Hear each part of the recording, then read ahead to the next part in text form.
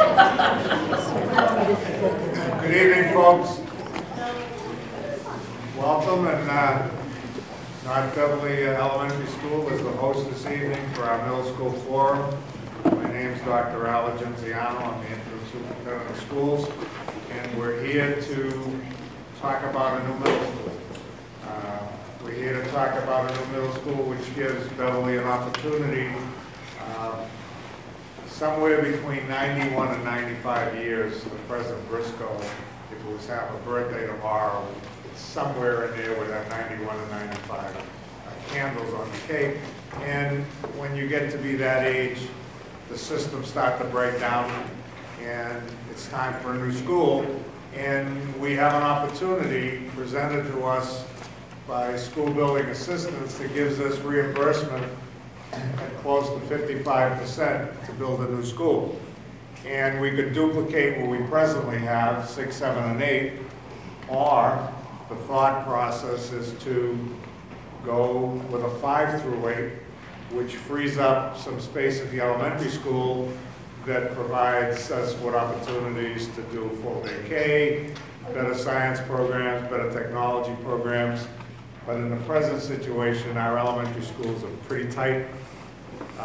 We look at things like, gee, what a great opportunity we could offer foreign language.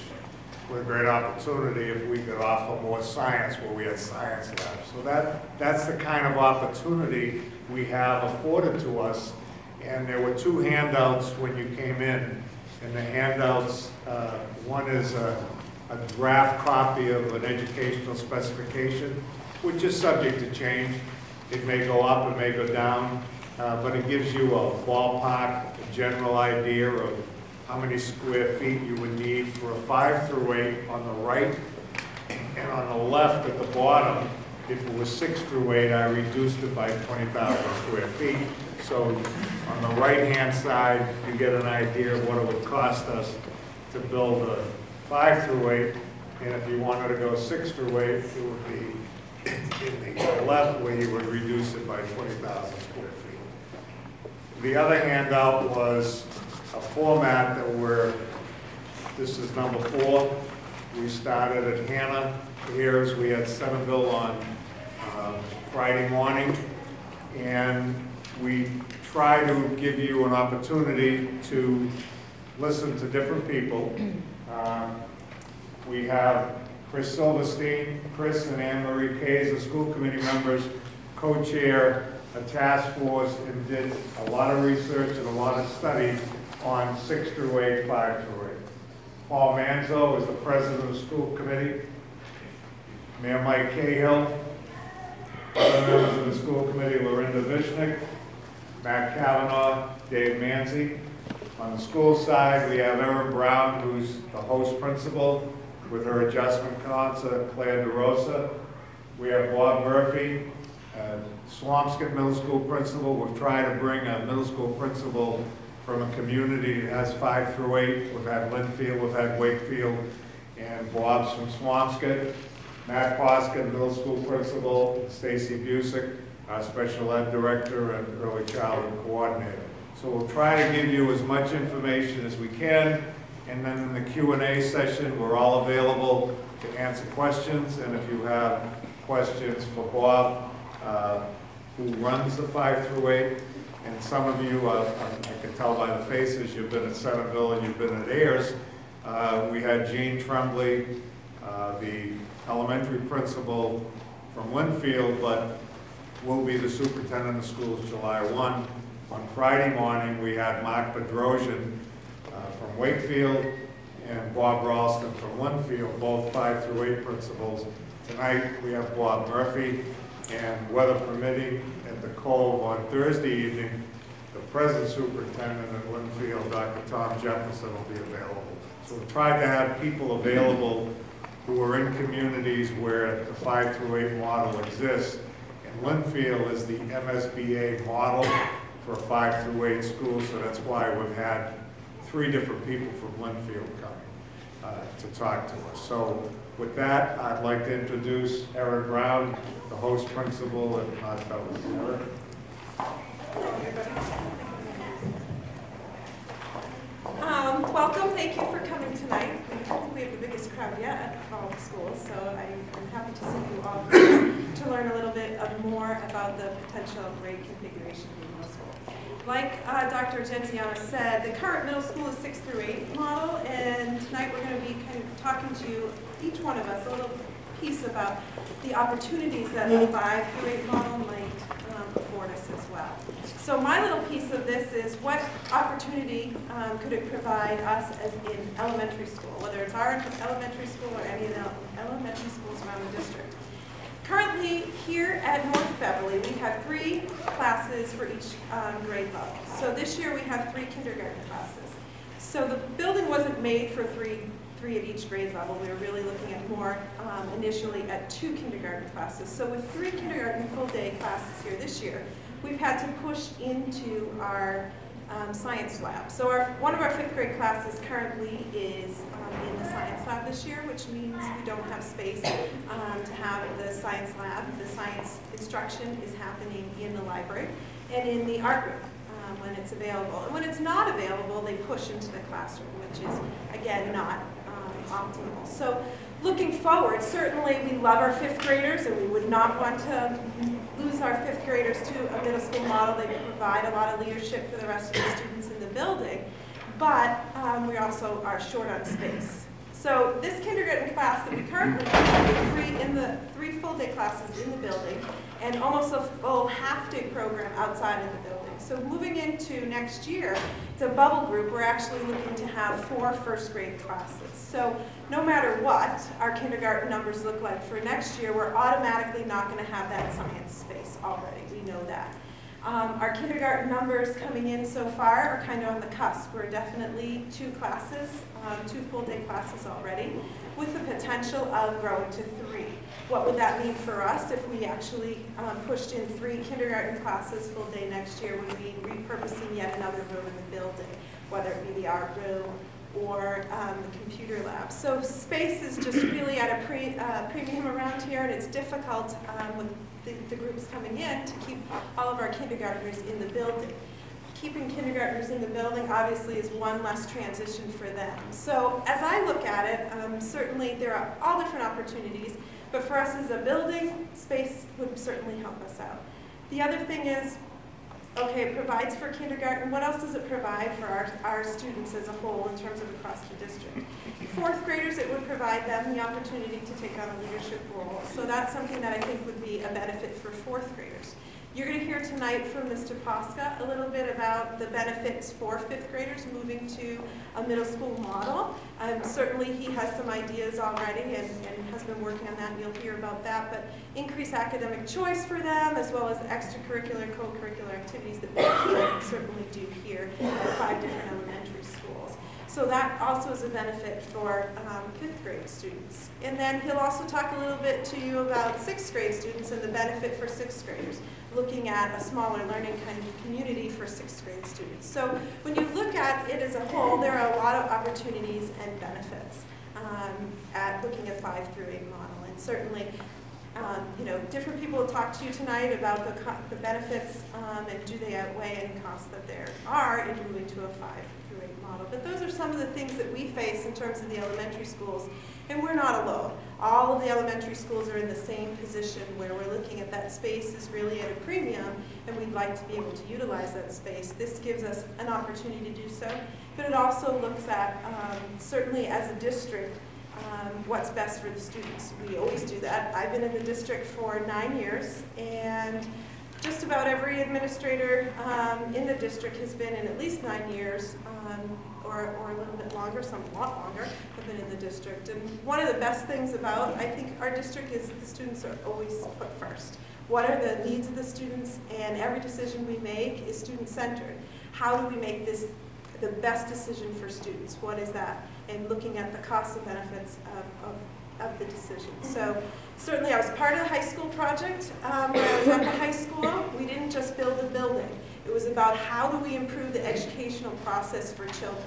How do we make this a benefit, an opportunity to increase that process for students and increase the instruction for students? So I think that's certainly a benefit that we have looking at this project, is just moving forward 500 is an opportunity, certainly for the whole district and all the kids, K through 6, really, when I look at it. So that's my little piece. I'll be around for questions later. Next is Mr. Rosa. She's going to talk to you a little bit about the social-emotional aspects of a 5 through 8 model. Thank you. Hello everyone. I am going to use the microphone because I'm soft-spoken. So, welcome tonight. You all should have received these little pamphlets. They're something that we use here in our school because we have the responsive classroom model. So a lot of our teachers use these pamphlets here. Tonight you only got the 5th and 6th graders. That's what we're talking about right now. And they tell you the developmental characteristics of the 5th and 6th grade students for social, cognitive, and physical development. Based on this information, you can look over the pamphlets right now on your own, but based on this, it shows that toward the end of 4th grade and beginning of 5th grade, students are becoming more prepared for clubs and activities and more social opportunities for them. So based on social thinking, is the opportunity to move up to the middle school and become paired with the 6th grade. The 6th graders would provide more social opportunities, clubs, sports activities, different enrichment, which Mr. Costa can also talk on that later. But right here at the elementary school, we don't have as many of those opportunities. So we do have some clubs and such here, but there are a lot more at the middle school level. Also, it is an opportunity for the students to have higher end thinking and education. There's more opportunities there, team teaching again. I think Mr. Pasco will discuss that after. Put so much on you. But it's also toward the end of 4th grade, beginning of 5th grade, students want to become more challenged. They look more deeper into the curriculum and connected to more outside world things. So that will take place more at the middle school level rather than the elementary level. But it doesn't take place here, but again, there are a lot more opportunities for these students at the middle school level. So in my personal opinion, developmentally, I think students are better paired 5th, 6th, and then 7th, 8th, rather than with the elementary model that we have now.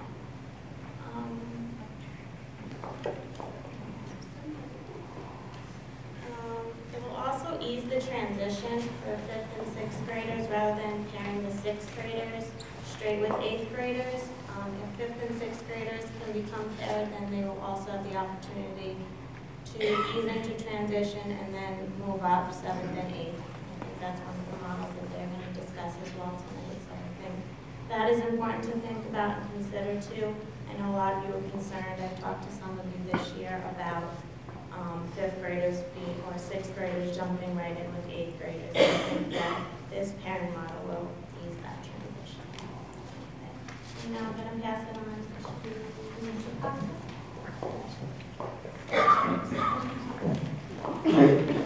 Good evening, everyone. My name is Matthew Foster. I'm the principal of Briscoe Middle School, and it's a pleasure to be here this evening. I think the key word that you've already heard, you've heard it several times, you're going to hear it several more times over the course of tonight, is the word opportunity. This is a great opportunity for us as a district and as a community to move forward here. As school administrators, our job is to create safe, small learning environments for all of our students. I do believe the 5-8 model can provide that for all of our students, particularly when we're talking about the potential to have a separate 5-6 learning area and a designated grade 7 and 8 learning area. Students would spend the majority of their academic times in this area. There would be common areas such as a cafeteria, a gym, art classroom, etc. But that space would be utilized by one grade at a time. For example, there'd be just grade 5 lunch for grade 5 students. Grade 6 would be in the gym with just grade 6 students, thus making sure we separate those students as much as possible.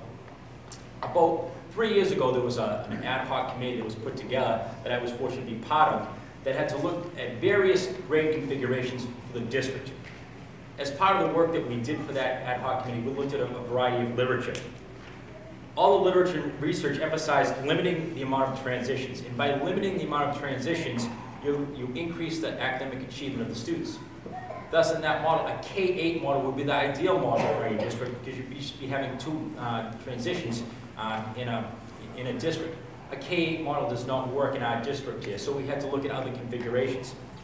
A 5-8 middle school allows us the opportunity to build more community and support within a 4-year span due to a longer period of time in one building. Another advantage of that, and I'm very biased about the Briscoe PTO, the small, hard-working group that does a tremendous amount of work for all of our students and staff. And to have the opportunity to have a PTO who is there working within the building for 4 years as opposed to a 3-year span, which seems very, very short, is an advantage for all of our students and our Briscoe Middle School community. The middle school philosophy promotes building connections within a small learning community. This philosophy can be supported utilizing a 5-8 model, where we had the 5-6 lower school and the grades 7-8 upper school. What it would potentially look like in these lower schools and upper school, in that grade 5-6 lower school, we'd possibly be looking at 2-person teams. So we'd be having one teacher who teaches math and science on a team, and another teacher who teaches English and social studies on the team, to have approximately 50 students on that team. Thus, try to keep it as small as possible. Our grade 7-8 model would then be the 4-person team model that we currently have at the middle school. We have an English, a math, a social studies, and a science teacher on every team, approximately 100 students, which we currently have. Again, when you look at the development and look at the research, and Mr. Rosa talked about it already, it's more appropriate for students in grade 5 and 6 to be grouped together, and it's very appropriate for students in grade 7, 8 to be grouped together. When we start talking about the advantages of the curriculum, an advantage of the 5-8 configuration is it allows for a stronger, more consistent implementation of the curriculum within the lower school and upper school model. In addition, the experience of the grade 5 teachers working with the grade 4 curriculum will strengthen the vertical curriculum articulation within that lower school model. The plan also includes the opportunity for all students to participate in our expressive arts programs, which would include computers, tech ed, art, health, and PE. We would also be looking to expand our foreign language offerings into grade 5, as well as expanding what we currently offer in grade 6. The model would allow for consistent daily instruction in social studies and science to all of our grade 5 and 6 students. Students would also have the opportunity to participate in band and chorus and incorporate that into their schedule on a daily basis. As we talked about earlier, all students would have access to our extracurricular programs, making sure they're developmentally appropriate. And we're currently in the process of looking to expand our interscholastic offerings, thus further advancing our school culture. Another very, very important aspect to consider is the opportunity that this affords our special education program. Will create more continuity and consistency with all the programs at the middle school. Ms. Busick is going to touch upon this a little bit more, but the bottom line, it gives Beverly students the opportunity to attend school in their home district, as they should. We all know and recognize that we need a new middle school. Our job right now is to allow our school committee and allow our community to make an informed decision of what this should look like. If it's a grade 6 to 8 model, we're familiar with that model, we're familiar with that plan, we can plan accordingly, and we'd like to continue to improve upon that model. A 5-8 model allows the opportunity for increased programming for all of our students, K to 8. It provides the elementary schools the opportunity to investigate expanding their programs due to the additional space that they will have. Yet with all these opportunities, we do realize there are concerns. What about buses? What about the grade 5 play? What is it going to look like to limit contact between the lower school and the upper school? What about the extended daycare offerings that are afforded at the elementary levels at this time? Will there be grade 5 recess? Always a big question, and there will be grade 5 recess. But with all these questions, and they're very, very good questions, with the proper amount of time to plan for all of these issues, we can plan accordingly and address it as we move forward. In preparation for these forums, we went and visited a variety of middle schools in the areas Dr. Genziano talked about. Mr. Murphy's here. He's going to tell you a little bit about his experience, and I really don't want to step on his toes. I'm sure he wants to talk for about an hour and a half about everything. But the big piece is, from a big picture standpoint, is this is a wonderful opportunity to address issues within our district to support all of our students. Because when we went out and talked to these districts, most of the districts who have gone to the 5-8 configuration did so largely due to the result of space issues at the elementary school. Thank you so much for coming. I'm sure you'll have questions later. I'll be happy to answer those for you. And I'd like to introduce Ms. Busick, our Director of Special Education. Oh, we need to use the microphone.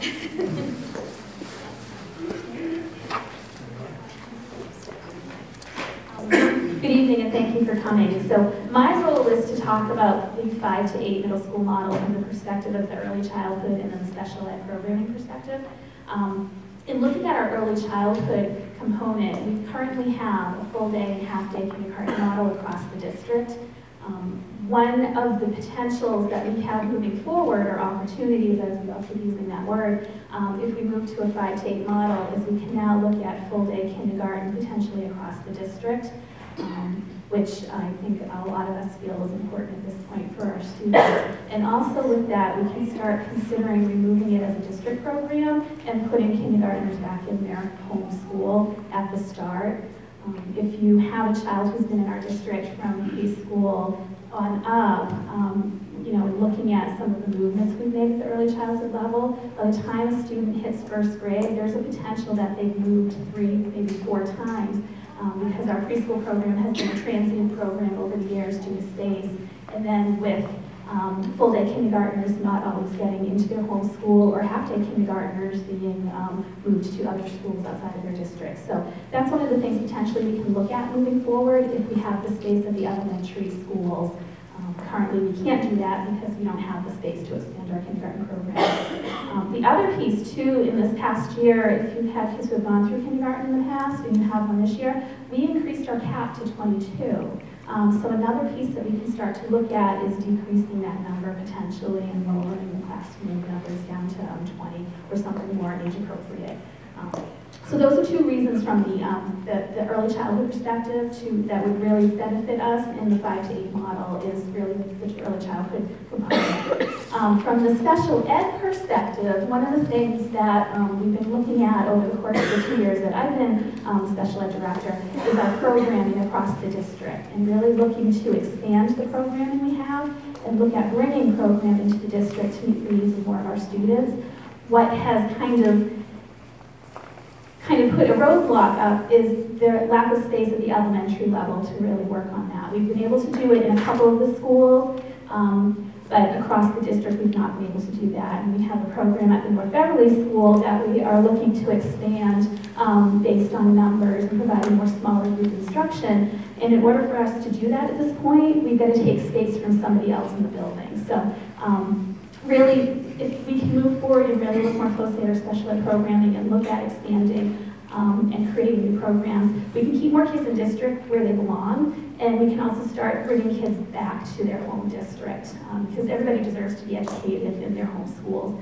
So that's one of the things that will help us moving forward. You know, the potential too for 5th graders, again, moving up, and we've already heard that, is the developmental levels and how more appropriate it is for 5th and 6th grade to be combined together.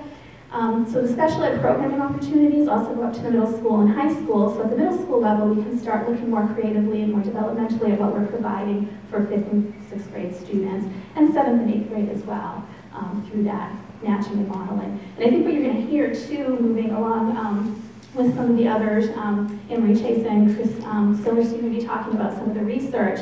And one of the things, although there's different models out there, one of the kind of commonalities that you'll hear among the research is really it's about your staff, it's about your programming, and it's about your instruction that really create the basis for a strong model, no matter how you configure it. Again, I will be here to answer questions after, and I believe Mayor Cahill, you're up next. Thank you, Ms. Busick. Thank you all for being here. Just a couple of quick recognitions. We have City Councilor Matt St. Hilaire with us tonight, as well as State Representative Jerry Paracella, who is our state representative and a North Beverly dad as well. So thanks for joining us. So you'll hear a little bit more from us, and then we'll get to you and your chance to ask questions, kind of raise concerns, give your thoughts. And we know that as we talk about the decision we need to make about whether we configure our grades 5, 8, or 6 to 8 into the middle school, we know that your concerns, there are concerns, and a lot of them, and we, my colleagues on the school committee and I, as we brought to this conversation our concerns around the social-emotional soundness of a 5-to-8 model, the educational opportunities and benefits to it. And you've heard some of that already addressed, and you'll hear more. Our plan, we scheduled these 5 forums, one at each elementary school, and our plan after these are concluded is to, at our February 26th school committee, vote on whether to configure 5-8 or 6-8. And the reason for taking the vote at that time, the reason for this time frame for having this conversation and getting your input, sharing with you what we have been able to learn, is that we do need to move forward with the Mass School Building Authority. We have been in the process of trying to get the school built for a while. The exciting thing is we're going to have a tremendous, fantastic middle school. That's great news. We are currently in what's known as the eligibility period, where we have a lot of work to do with the Mass School Building Authority to get invited in what they call the funding pipeline. Our goal is that we get onto their agenda for their March board meeting.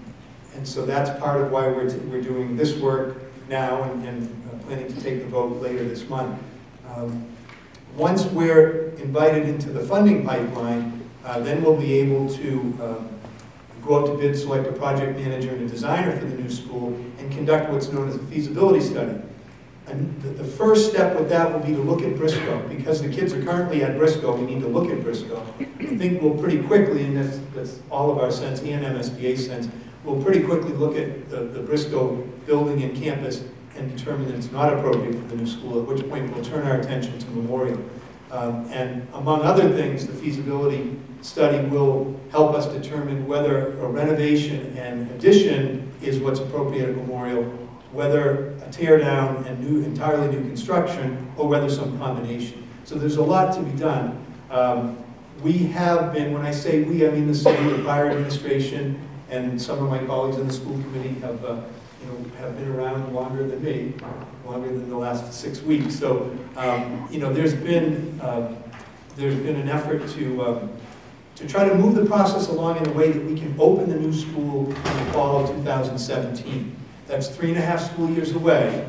If we're able to stay with that timeline, today's first graders will be the first 5th grade class. Today's second graders will then move in from Briscoe to the new school as 6th graders.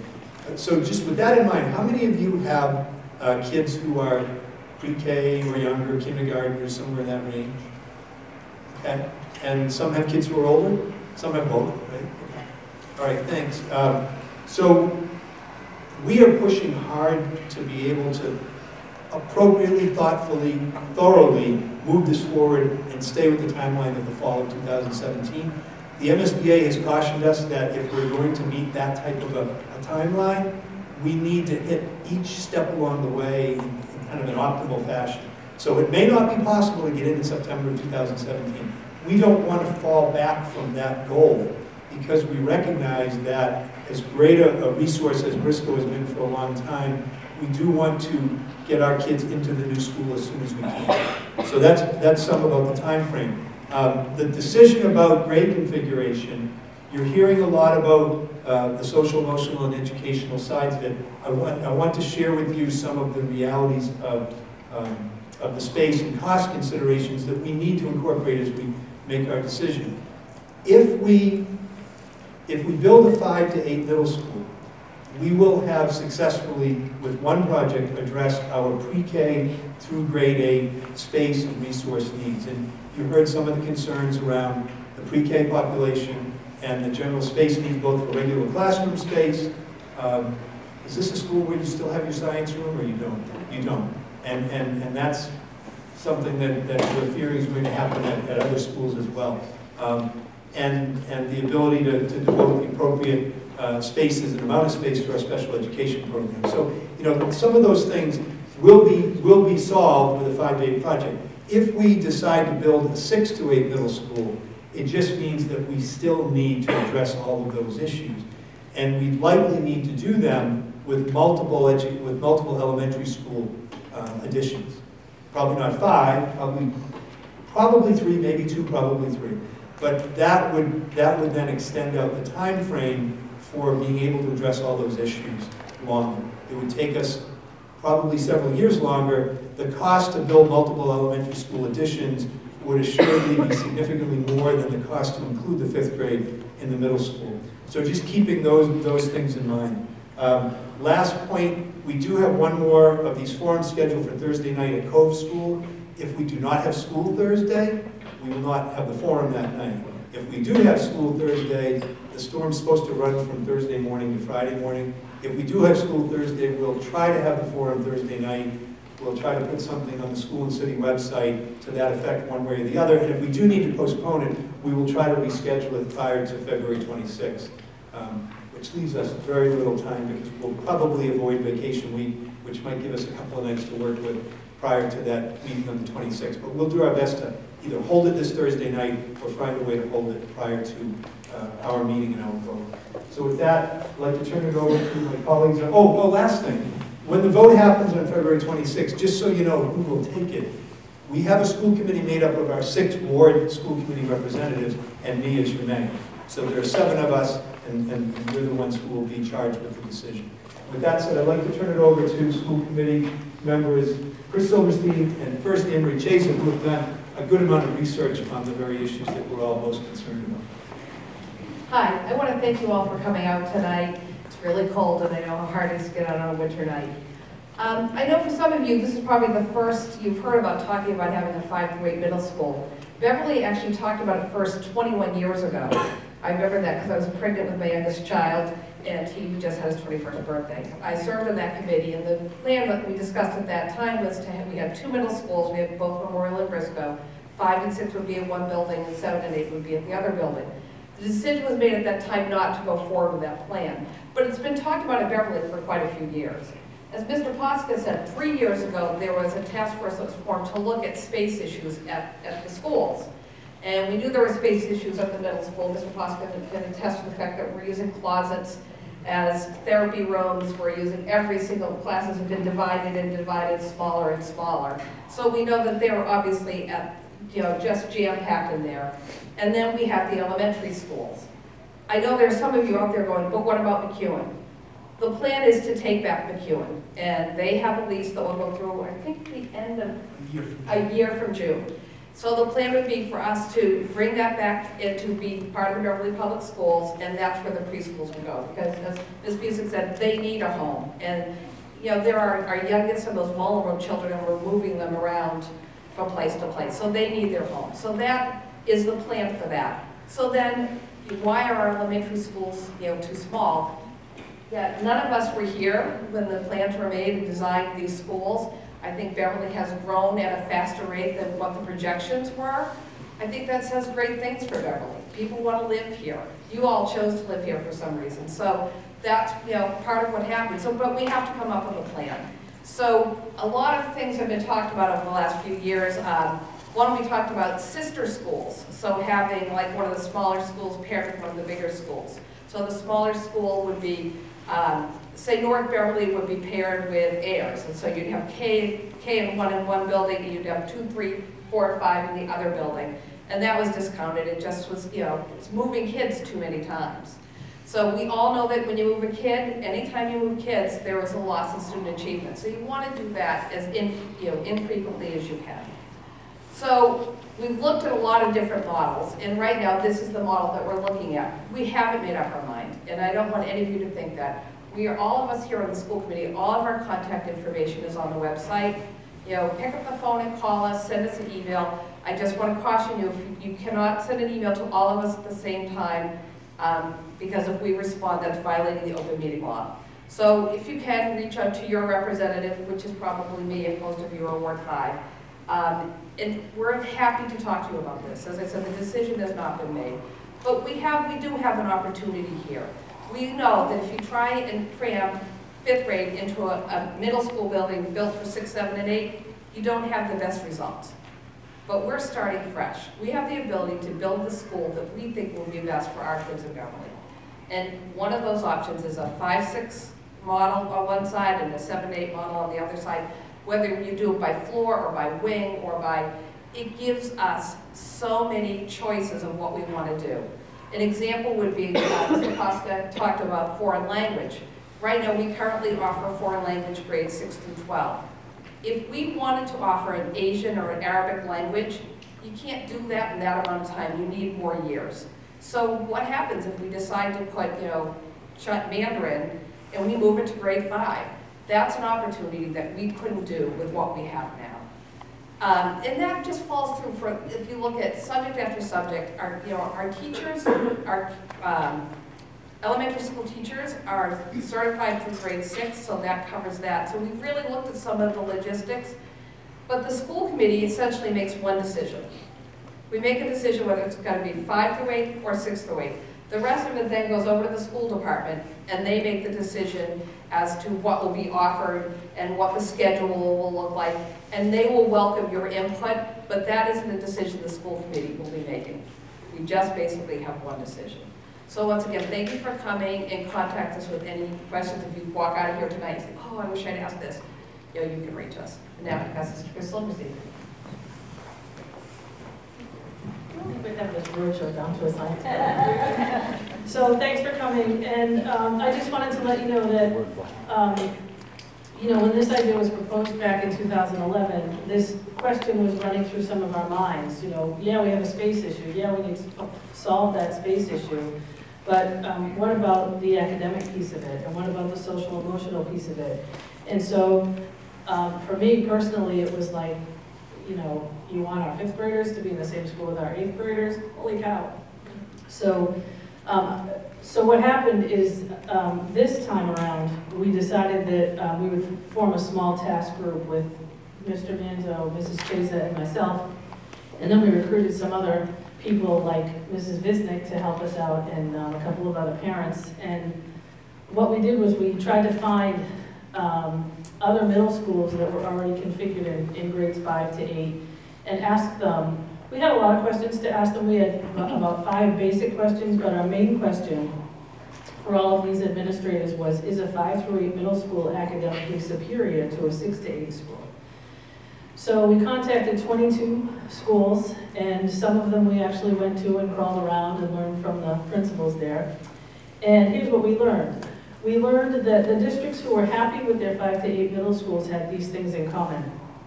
The layout of the school building supported 2 distinctly separate wings with grades 5 to 6 separate from grades 7 and 8.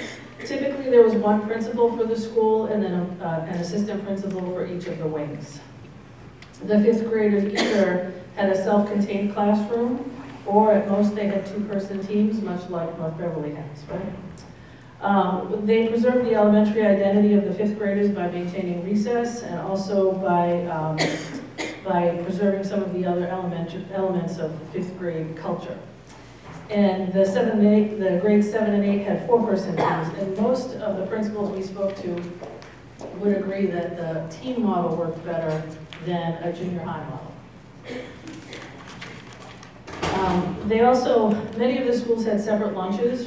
Some of them had 4 separate lunches. So the scheduling logistics are quite an achievement for any principal, but doable. They also agreed that there had to be thoughtful transition into the middle school with a solid link between grade 4 and 5 teachers, like Mr. Koska was telling us about. And there was time spent in the 4th grade working with the 4th graders, preparing them for the transition to a bigger school.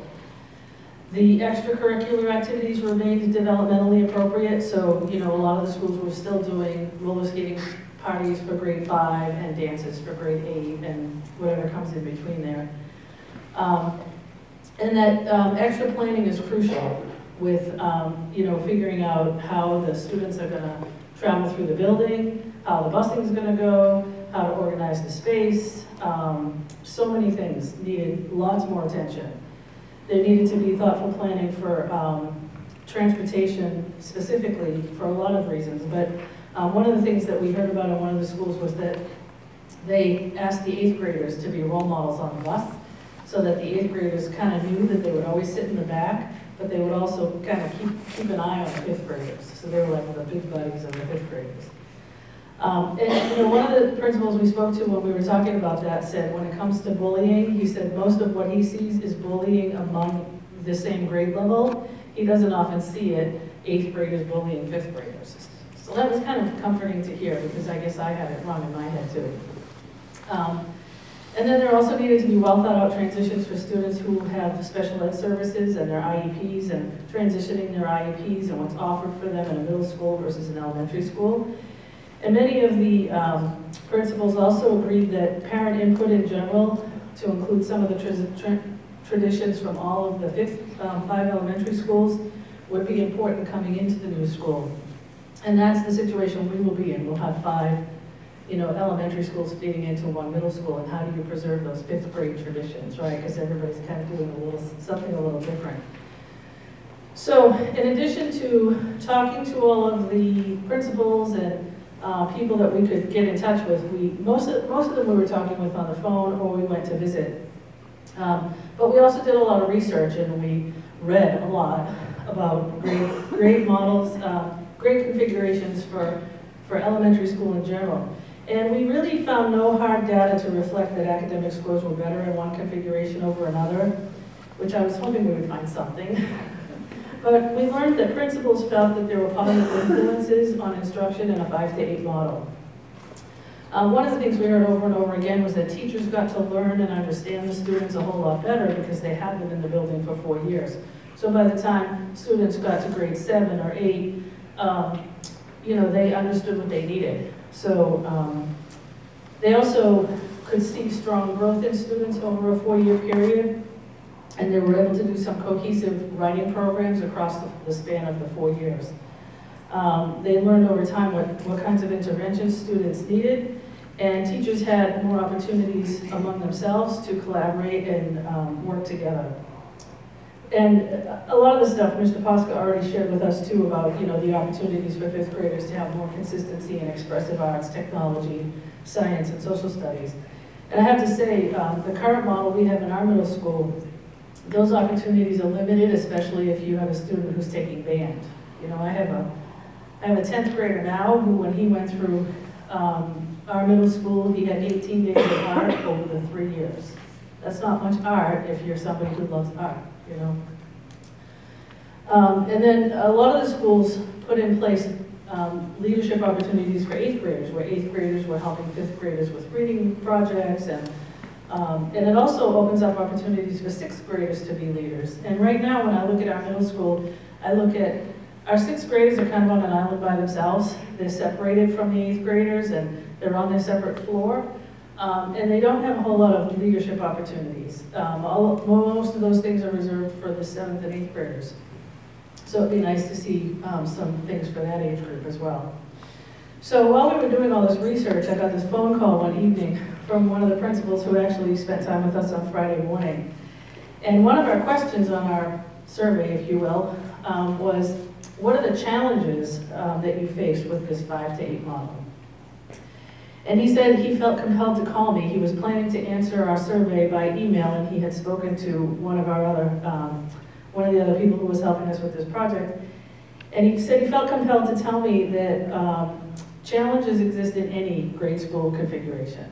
So whether it's a 5 to 8 or a 6 to 8 model, there will be challenges. So it was helpful for me to hear that because I thought he was right. So we did hear about some interesting practices along the way. And maybe these are things that we can keep in mind in Beverly for some of our future planning. If we did go to a 5 to 8 model, some of the schools did an exploratory foreign language in grade 5 so that the students were exposed to several foreign languages in grade 5. So by the time they got to grade 6, they had a nice handle on what they might be studying from grade 6 all the way through high school. In one instance, all the grades had recess, which I really thought was a great idea. I think kids should move sometime during their day. There were a lot of opportunities for 8th graders to be leaders and assisting 5th grade teachers and helping 5th graders with some of their projects. And the 8th graders in one of the schools also did building tours for the 4th graders when they were coming up. And then one of the schools that, Mrs. Whitehair, thank you for helping us out. One of the schools that Kathy Whitehair visited, they also had their 8th graders had one-to-one laptops. That's a middle school that's in Natick. What we did learn too is that schools that were not built to be a 5 to 8 middle school, so it was an existing building that turned into a 5 to 8 middle school, and if they're not able to substantially separate the 5th and the 6th graders or the 6th graders, they were struggling more with doing well. And in fact, there are some districts who are struggling with that so much that they're considering sending their 5th graders back to elementary school. So through our research, we found that there's been a lot of debate about the ideal grade configuration, and there's no clear indication, again, that one configuration is better than another, especially when it comes to results on test scores. So many districts are considering a K-8 model if they can afford it with their space and their money. And we've learned over and over again that the more transitions there are, the more likely there is to be a dip in student achievement, and especially at that grade 6 year, with not enough time to recover by the time they get to grade 8. And then when they get to high school, they're transitioning again, and sometimes some students, it takes them till 10th grade to get back on their feet again. We did learn too that small schools do make a difference, and having children over a longer span of time can make a difference. So, like some of my colleagues up here have said, we have not made a decision about this yet. So I do want to talk a little bit about the drawbacks of what if we have a 5 to 8 middle school? What would be the drawbacks for that? The way I see it is that there's a lot of worry that our 5th graders will grow up too quickly by being exposed to language and behavior of 8th graders. There will be lost leadership opportunities for our 5th graders. There will be more competition for spots in student council and school plays. And we will definitely have to rethink what 5th graders will be doing for EEC, if that is something that will be the same or if it will be different. There are lots of concerns about social pressures on 5th graders. And if we take over McEwen, we also would look at loss of revenue from that building. Because right now we get some tuition revenue from that building. And so if the students who are at McEwen, if we need to send them somewhere else, and some of them are Beverly kids, many of them are, what will it cost to send them out? So it's another price tag we have to take a look at. The other drawback that I see is that 5th graders are going to go from a school that has 2 to 3 5th grades to a school that has maybe 8 or 10 5th grades. That's a big leap. A school from 350 to 500 students to what we're looking at probably is a school of 1,300 kids. Excuse me. Excuse my notes, I don't want to forget to tell you anything that we've learned.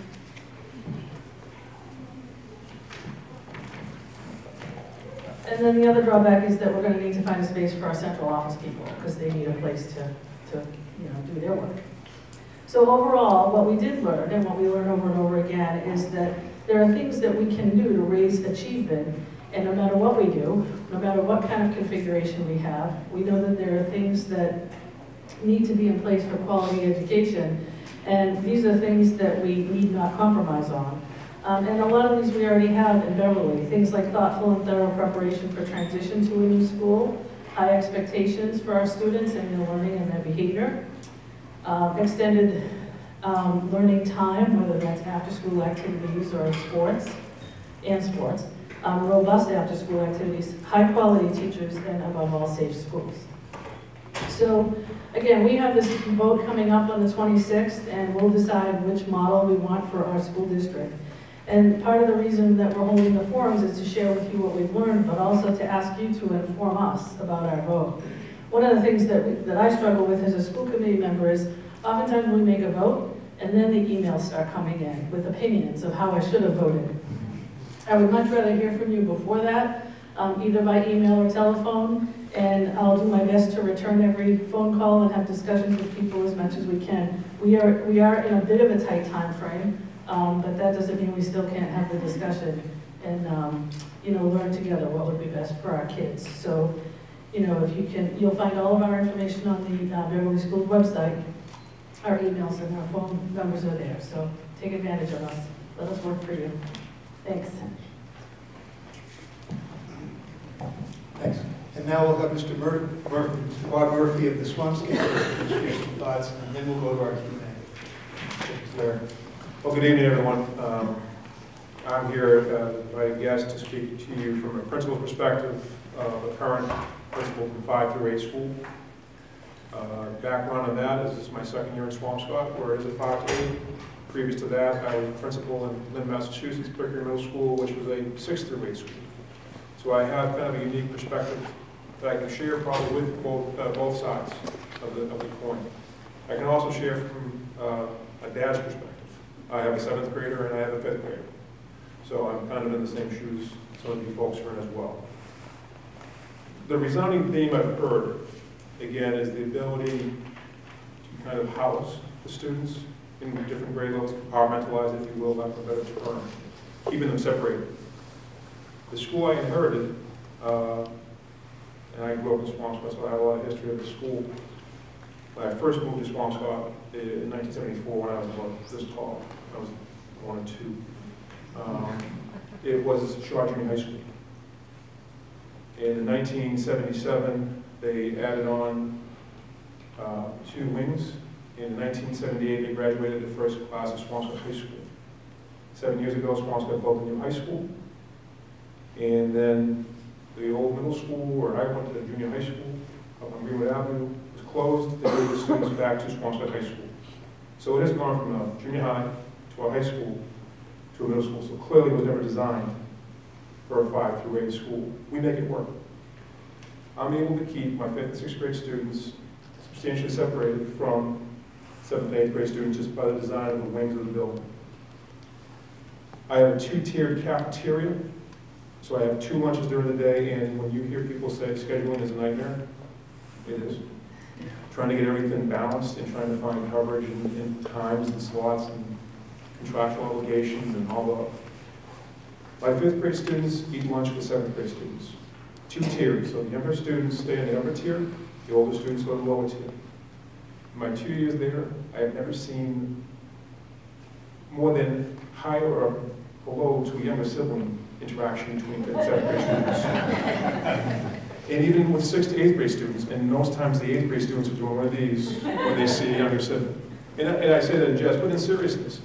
They do interact in coming and going to school. We have 2 separate entrances, one for our 7th and 8th grade students into the cafeteria, 5th and 6th grade students into the main entrance of the building, go to the library, preschool before the homeroom period. So we were able to do that. What's nice about having 5th grade students, and from a dad's perspective, is minimizing transitions. I have a student, my oldest, my biggest concern is transitions. And like some of you who are facing the middle school transition, you're all gonna get nervous. It could be grade 5, it could be grade 6. There are some schools that are grade 7. It's gonna happen. And it's leaving the comfort zone of what you're known for 4 or 5 years in the elementary. It's going to happen again when they hit 9th grade, no matter where they choose to go. But and again, when they leave high school, believe it or not, when they go to college, yet again, transition. The nice thing is that we get to know those students over 4 years. We will have the ability to have teachers talk within the building during departmentalized meetings, talk transition meetings when students move from grade level to grade level. It's in-house. Plus, they get to know the routines of the school. They get to know this. I'm large, my assistant principal was not equal height with me, and I think that's why I hired him. But it's our school. This is the system we want. This is the environment we're going to create.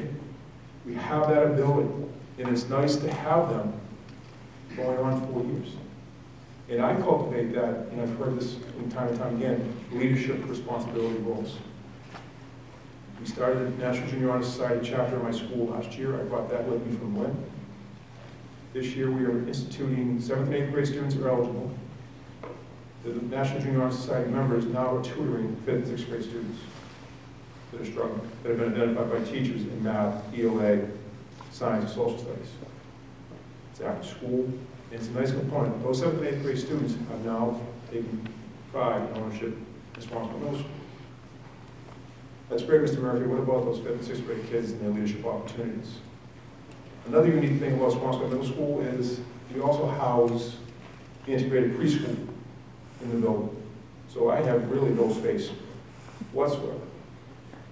I have 5th and 6th grade students that now are going down to integrated preschool and reading to the students, interacting with them. You want to talk about smiles. I'm not sure who smiles bigger, the 5th and 6th grade kids, or my 3 and 4-year-olds that run. I'm not charged with those little ones either. I have fun with them. And they all know Mr. Murphy. But those kids come back and they have a sense of pride in school. You know, they're being looked up at now. Hey, this is my buddy. You know, so it's nice to have that component of it. And again, I think I'm going to be more, here to answer or address concerns. I can tell you all about the school, and you know, I've kind of given you a general outline of it. The reason why Squatchwat went to this model is they closed one of the elementary schools under the eye, and they were told, and that was pre-me, oh, the 5th grade will be there 1 year, don't worry about it. That was 7, 8 years ago. Space is a concern. Space is a premium. Space is an expense. If you have the ability, and again, this is just as a dad's perspective, if you have an ability to create something positive, where you're in control of the design, you're in control of that, that has unbelievable benefit. Plus the programming that you're allowed to do with those students, the exposure. And again, it's a give and take. I don't think there's going to be the magic wand I'm going to be able to pull out and answer that question, everyone's question perfectly. But you have to weigh the pros and the cons. You really have to look at it. In the breakdown of my school, I should give you one thing, is my 5th grade has 3 teams, 2 teams of 2, 1 team of 3. And that was due to enrollment. And we had a decrease a few years back, 2 years ago, a bubble year. This year's larger, and next year is actually increasing larger. I've asked for an additional staff member to house that because the numbers are coming up, are just getting larger and larger and larger. As they enter 6th grade, they go to a 4-person team, 2 teams of 4. So on math, science, social studies, and English. Those 6th grade students do interact with 7th and 8th grade students one time during the day when they go to the science classroom. It's a lab. So I've yet to have a problem with that interaction. Yet to have that problem. We have 8 electives during the year. Those students move around the building, 5th, 6th, and 7th, 8th, and they interact. That's the time they might brush over. I've never had a problem in the hallways integrating. What I did hear, what I think was the research was that their bullying, I think, is more grade level, peer to peer. And that's been, as an assistant principal, as a teacher, as a coach, in my personal experience over the years, so 20-some years of doing this, that's where I've seen it's been more grade level to grade level. So really, again, it's, you know, I refer to the 8th grader walking by the 6th grade brother. That's they really don't want it. Well, they do it to me too. So don't have to worry about it. It's okay. They do it to their parents too. You know, in seriousness though, I'll be here to answer questions. I hope I've given some clarity of what the school I have looks like. And again, I came from a school there was 6 through 8 in Lynn. I was joined to an elementary school by a 400 gym. So that's kind of where I came from. And again, we did have that interaction with the 6th graders kind of going over the elementary school. So I'll be around to answer questions, I hope. And I hope that I've answered, clarified, or not confused people. Thank you. Mayor? Thanks, Mr. Murphy. So we'll go to you. We have a lot of time if you want. I think because BevCam is taping, and thank you so much for doing that, I think it's worth the legwork of bringing the microphone around. So who would like to speak first? Oh, we have multiple microphones. Great. I'm Naomi, I'm the son of Oman, and I'm just wondering what you're going to do with the Briscoe. If everybody's going to Memorial, what would Briscoe lead for? Great question, thank you. If, as expected, we turn our attention to Memorial, there'll be a point along the way where we get the Memorial project, the middle school project at Memorial going, that it'll be appropriate to turn and create a future use committee for Briscoe, and you know, try to figure out what's the best way to use it in the future. And it may be that the best, highest use for that building for our city is to sell it and start to realize some revenues off the sale and then get it onto the tax rolls. Or it may be that it's an appropriate future use is some other municipal, less likely school, but potentially municipal use. But that, you know, we'll be putting a group together to really take a good hard look at that. Yeah, hello, my name's Tom Polak. I'm a lifelong resident of Beverly, and my concern is that with It's hard for me to believe anything that the school committee is saying, particularly when it comes to space. Back, I think it was 1998 to 2003, we received money. We spent probably $38 million of taxpayers' money, including local taxpayers, property taxes, and state taxpayers' money through the state building authority at that time, which actually went out of business now, to build, add on to all our elementary schools, because we needed space, and to build a brand new state-of-the-art elementary school called the McEwen School. Now, why would we ever want to rent that out? I have no clue, except we were told several years ago we didn't need the space anymore. We had to close one of these schools. So we closed the newest school, and now we're concerned that if we take it back, we're going to lose rent. Why did we give it up to begin with if we need space? And again, now I hear tonight we may want to take that back. Why we never gave it up when we're talking about space is beyond me. But we want to take it back for preschool. It was built as a state-of-the-art K through 5 elementary school. It's the newest elementary school in the city. Why wouldn't the taxpayers want us to keep that as a K through 5 school? I'm all for a brand new middle school. I've watched the progression of the city of Beverly building their schools. We were told we needed new elementary schools, as I already said. Then we need that took care of our K through 5. Then we needed a new high school. That took care of our 9 through 12. Now we need a new middle school for our 6th through 8th graders. We, all of us here, the taxpayers, have already paid for 5th grade classrooms, right? The school building authority, I question whether or not they would even approve a proposal from Beverly for 5 through 8 because they've already given the city of Beverly money to build K through 5 classrooms, right? A lot of cities and communities in the Commonwealth are seeking these funds. For them now to give us money again to take care of our 5th graders, to me, would be irresponsible, and I would question whether or not a proposal submitted to them would even pass, okay, once they would realize that. So I don't even know why we're discussing that particular thing. We can resolve the space problem by taking back McEwen, then we can build a brand new 6th through 8 middle school for all the 6th through 8 middle school kids that don't have a new school yet, and that would really take care of our problems. None of the other reasons I heard about, like we can offer new leadership opportunities, a new language courses, a science courses, why can't we do that under the current configuration? I haven't heard why we can't do that. If we want to do leadership training for 5th graders, do it. If we want team training for 5th graders, do it under the current configuration. So, Mr. Hoyt, I mean, there are a lot of questions in what you're saying. Do you Yes. want us to start to... Well, anyways, I just wanted to express my opinion that I believe the best way for Beverly to proceed in this, particularly as a taxpayer for financial reasons, because there would be less money, is for us to proceed to take care of our 6th through 8th graders, the only classes that haven't been taken care of with the new schools. Okay, That's my opinion. So I'll take a stab at trying to answer some of the things you raised, and then I'll welcome anyone else jumping in. So I don't know, well, I know I was the state representative when we built the McEwen School, and my job was to go get the state money, which I did. So I don't feel responsible for the fact that the school was built too small, which I think as we look back, it was built too small. It's got 14 classrooms.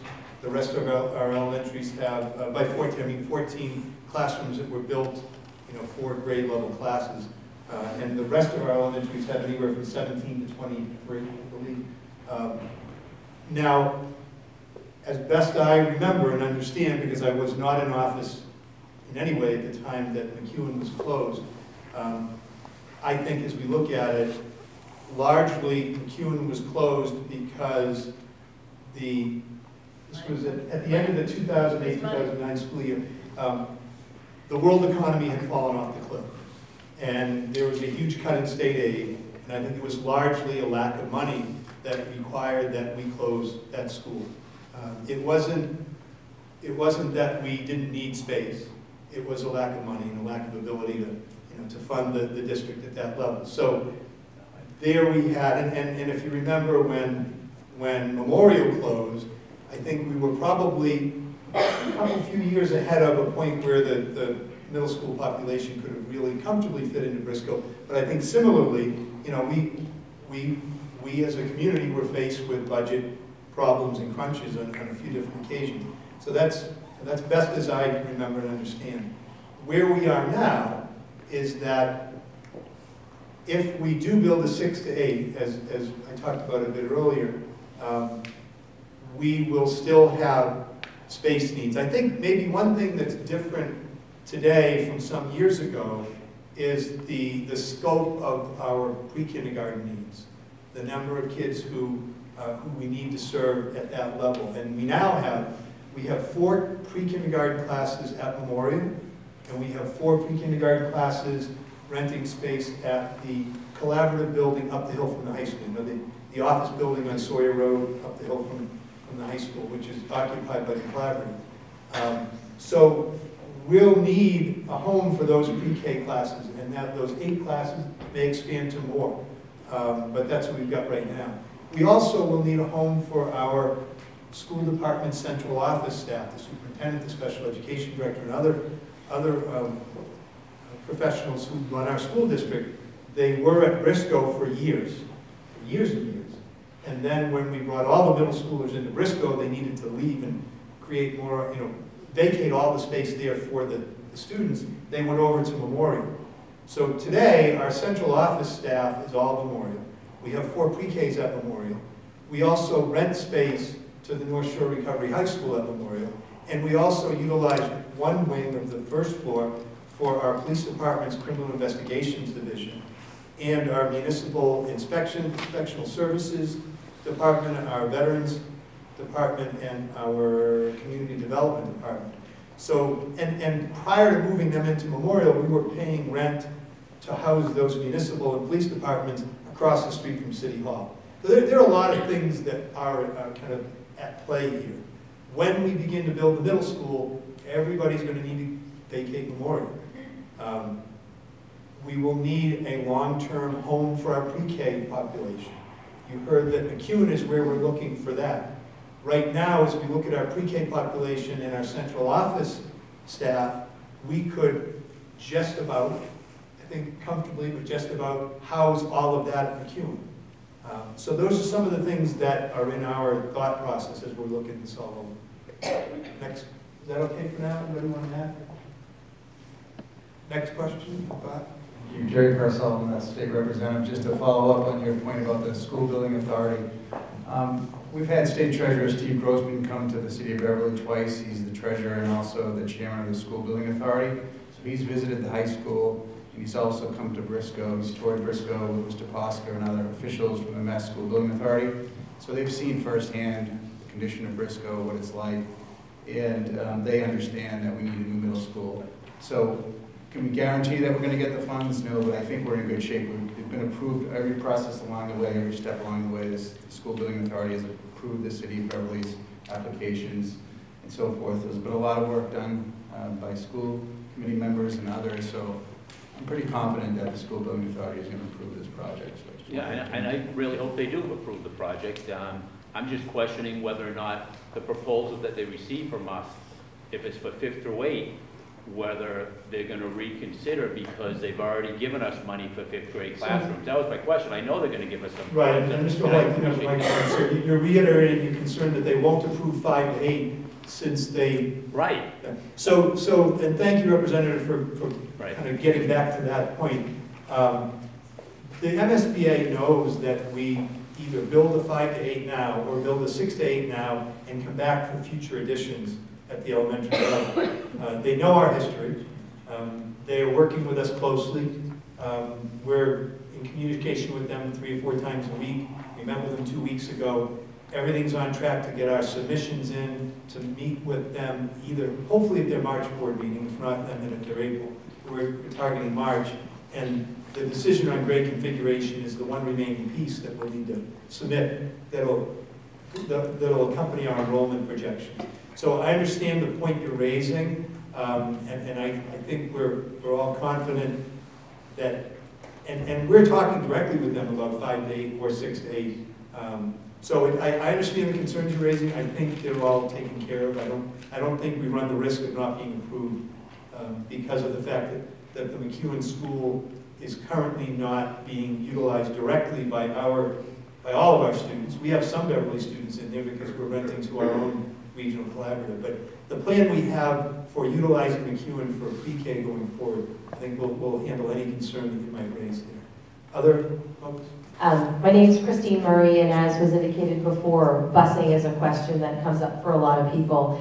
And right now, having kids on a bus, even kindergartners with 5th graders, raises some questions. So I was really curious about what has been learned through the research, and even Mr. Murphy maybe can share whether there are any kind of defined parameters about separating kids on a bus.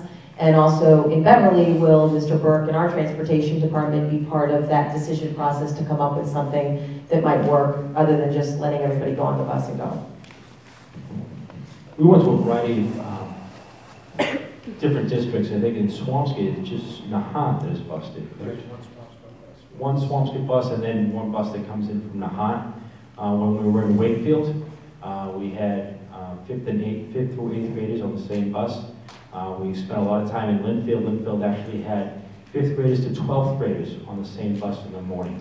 A lot of what we learned is that there's certainly a caste system on the bus. The older kids in the back, and then you move forward. And that seemed to be the common theme that we heard through all we spoke to, the districts that we spoke to.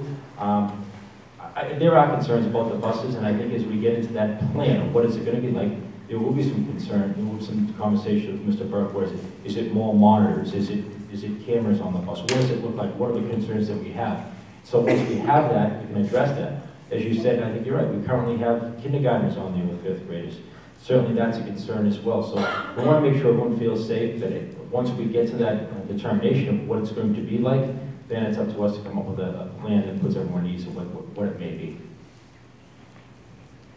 Brian Shepard from Centerville. I walked in late, so I apologize if you covered this, but did you study population trends in Beverly to anticipate growth, and also any analysis on whether a new middle school will prevent people from sending their kids to a middle school privately or increase that?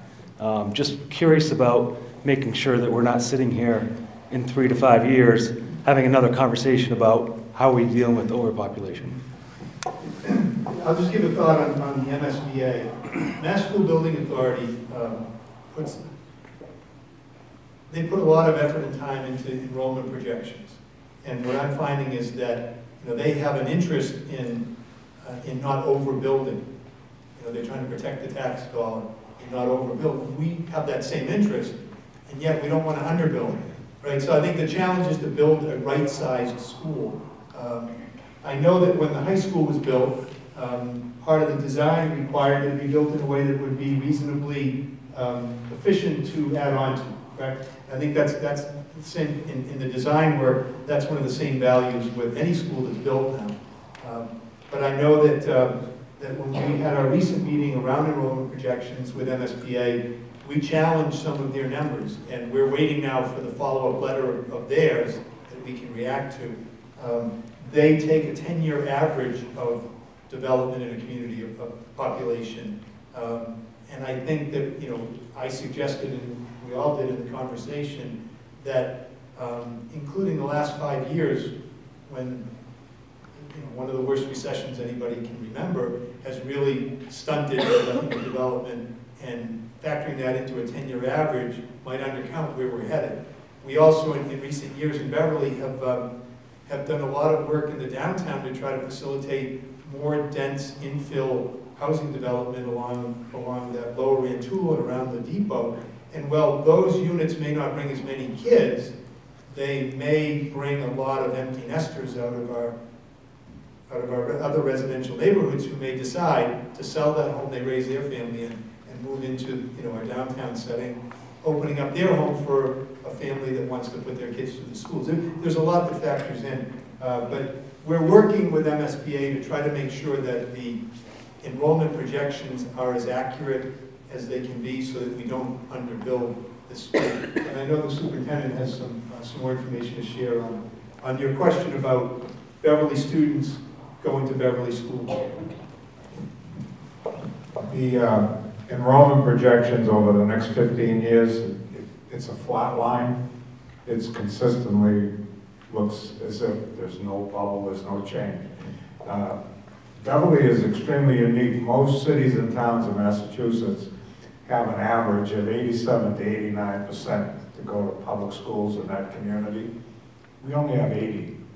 We have an overabundance of private, parochial, homeschool, out of district.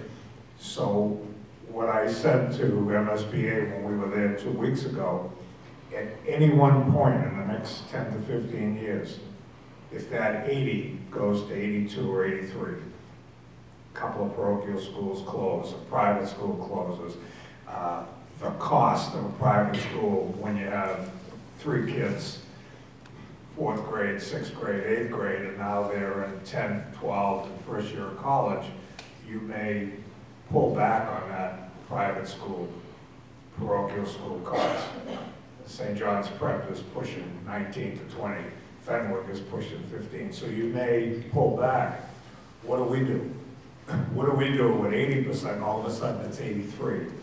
Where does that bubble hit? Right now, it appears that when the economy is good, people have more children.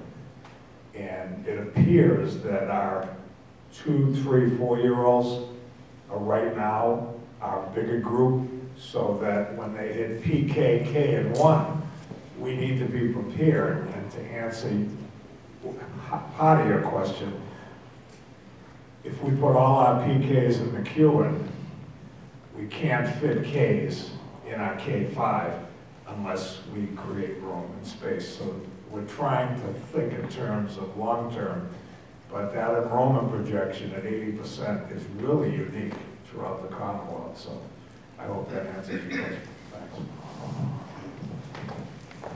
Thanks.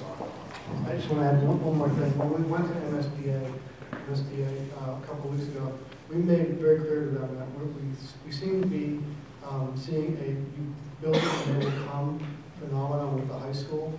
That is, our high school enrollment has increased beyond what we expected to, which isn't surprising. It's a state-of-the-art, 21st century facility that's the envy of any of the districts around us. And so we said to them, we made it clear to them that we expect, when we build a state-of-the-art 21st century jewel of a middle school, that we're going to see increased enrollment.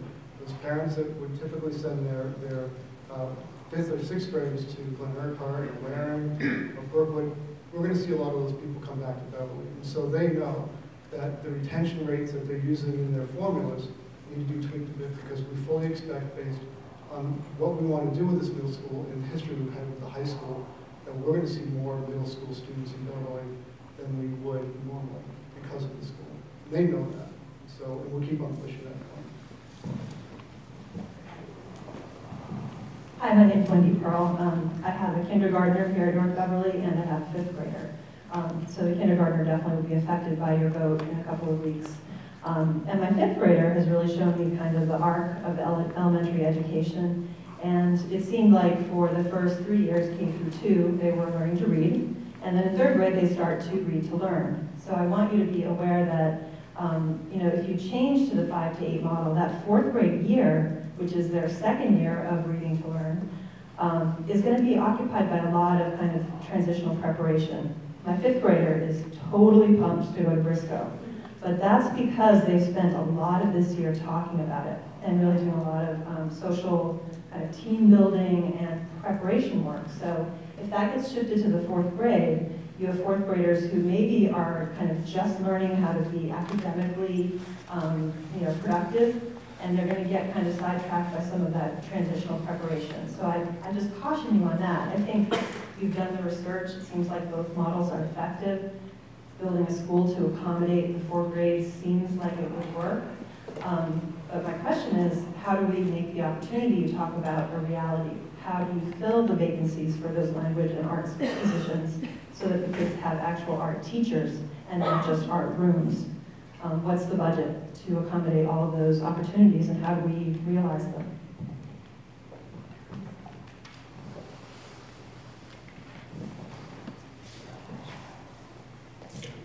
Go ahead. As we start putting together the plan, certainly we realize that the potential is for some grade 5 teachers to be coming up to the middle school within that 5A model. Also within that model, we have to talk about what would it look like for some of our support services. I think Dr. Genziano talked at one of the schools, we talked about guidance staff. We're going to have to probably look at increasing the amount of guidance staff we have. Currently, we have 3 guidance counselors. I think the model says a 1 to 300 ratio for staff to students with guidance is appropriate. So we're probably looking to increase that model as we go into the new building. Same with the expressive art models. We're going to have to look at what do we need, and what is currently at the elementary school at this time for us to utilize in both buildings. Right now, with our schedule that we have, it's difficult to share staff. And that's one of the challenges we have with our special ed services, to share staff because of the different schedules that we're on. As we plan to have the opportunity to plan, gives us the opportunity to plan. Maybe we can't have staff that are shared amongst schools and then services that are provided both places. I think it's a reasonable question, and it goes back to this is the potential, and this is what it could look like. And as we get closer, whatever model it is, it's a 6-8 model or 5-8 model, then we start preparing accordingly for what it would look like. So to answer the question definitively, what is it going to look like? We're not 100% sure, but I think as we get closer and what is it going to look like, we know what we have to plan for. Did that help? You also seem to be asking, or just kind of pointing out, we're going to do the very best we can to build a great building, and then we need to make sure that we are able to put the great teachers in the building. Yes, you're absolutely right. We all do, right? You as taxpayers and as parents, and we as your elected officials, we grapple every year with how to appropriately fund the operating budget of our schools, and we will. We'll grapple with it, and we'll do the very best we can. So, we look at things, we're all examining these key questions around the grade configuration, and we will need to decide if we have a strong enough comfort level with the issues that are being raised around social emotional capacity of our 10 turning 11-year-old 5th graders, right? And the ability to create schools within the school and keep them separate and give them the appropriate experience. And we are looking for that comfort level because we need to balance it against our ability to devote limited resources to a significant building project. So there's that. We will, again, collectively as a community, we've got to find the appropriate economic growth to power our budget. We need to, and we're working on this, trying to make sure that we maximize our capacity to identify and successfully seek grant opportunities, that we look for all the opportunities that make sense when it comes to regionalizing services in ways that deliver strong quality services while saving money. So that on a number of fronts, and sound management principles, everything that can help us to free up resources, create resources, redirect resources, free them up, so that we can do things like, as you said, put a great art teacher in that art room that we built. Hello, Jennifer Morris.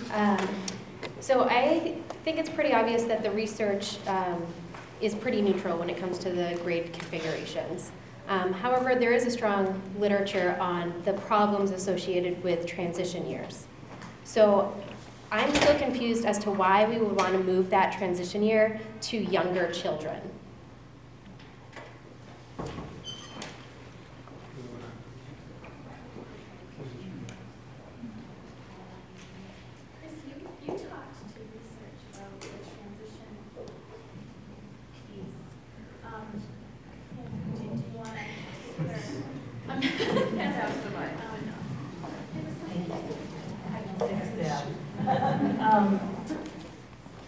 Well, the only thing I can remember from the research that made sense to me was that transitioning kids from grade 5 to 6, there's such a short window of time from grade 6 to 8 for those students to get back on their feet. So if they're transitioning from 4 to 5, this is only my thinking from what I've gleaned from all that I've read. If we transition in 4 to 5, then in grade 5, they have that year of, you know, a little bit of unsettlement and, you know, and like you were saying too, thinking about what all comes with that. But then they have 6, 7, and 8 to kind of get back on their feet before they're transitioning back out to high school again. And who said it earlier, I think, you know, there's a reason we have 4-year high schools, you know?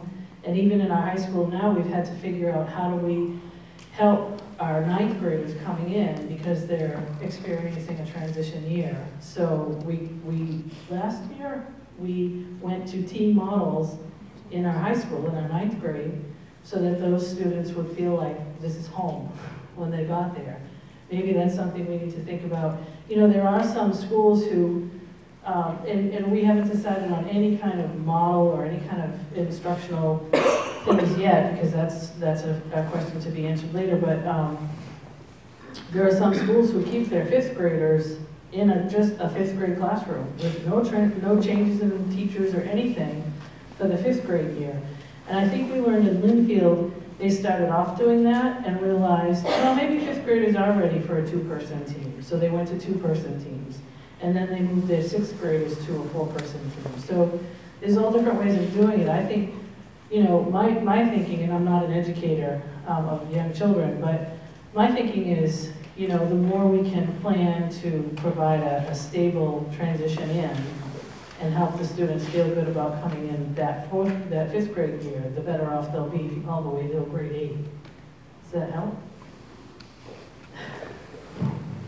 We're still in the answer phase of your question. So, my name is Lorinda. Part of the research that I did was I looked at, because Chris and I were kind of challenged about the top performing schools in the state of Massachusetts, and you can look at like Boston Magazine, or there's some other places that rank the schools. So we were challenged with the statement that the top ranking schools are all 6 to 8 models. And in fact, that's not true. And there's a ton of criteria that goes into those ratings. But just to give you an example, one of the top performing schools is Lincoln, and they're actually number 7 on the list. They have a middle school that's actually 4th through 8th grade. So the fact that they're number 7 in the state means they must be doing something right. Now they do spend a ton of money per child. Transition, on the order of almost $21,000 per child. To give you an idea, we spend about $13,000 per child. You know, so there's a ton of variables in there, and you can't attribute success or failure to any one variable. But my point in standing up and saying this to you is they put that transition even a year younger, and it's obviously not hurting those students. I think I'll take a stab at not answering your question as well. When I look at what the future of Beverly Public Schools should look like in my eyes, one of the things that I think we can do that's going to have a huge impact on education K through 12 is to actually start at kindergarten. And so one of the benefits of making space in these elementary schools is that it allows us to entertain the possibility of offering free full-day kindergarten to every student who wants it in Beverly. And so if we start with those students in kindergarten, keep them through 4th grade, that's 5 years in an elementary environment where these educators will really get a chance to work with those students. We also then move them off to a middle school that has an extra year. We've heard from these middle school educators that said, if you give me these students for 4 years, I can do much more with them if I only have them for 3 years. You have to remember that the payoff is in grades 10, 11, 12, when they're getting ready to move off, to move into 2- and 4-year colleges, those students have to be ready for that challenge. And we can actually start that in kindergarten if we have the space to do it. And so I know it doesn't really answer your question, but when you look at the whole picture, the benefit of having that extra space, if used correctly, whether it's for full-day kindergarten or expanding special ed programs, my preference is for kindergarten, but we'll talk about that when we get there, is that we can help the whole student throughout the whole journey, not just from grades 4 to 5 or 5 to 6.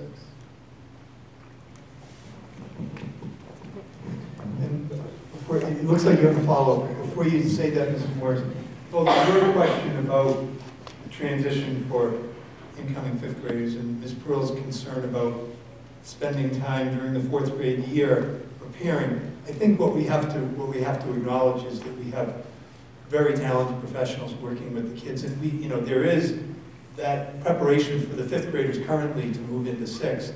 And then there's that acceptance of those sixth graders currently and making sure that it's not a lost year, that it's a year that they grow and they progress and they learn. So I think we need to entrust our professionals with that responsibility if we make the decision to go with a 5 to 8, that we will prepare our fourth graders appropriately, and that when they go into fifth grade, they'll have an experience that will be a wonderful one.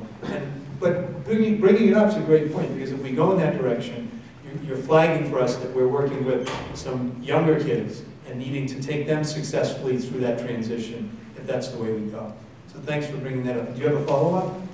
I just wanted to, another related transition question is, I'm also confused about the idea of taking back McEwen and only putting preschool in there.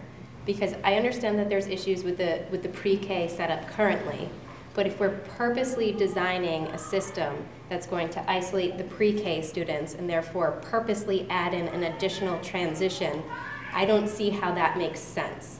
It seems like it would make more sense to open up McEwen to a pre-K to 5 or pre-K to 4 school, as well as the other schools throughout the district, and therefore you eliminate that transition at the youngest age.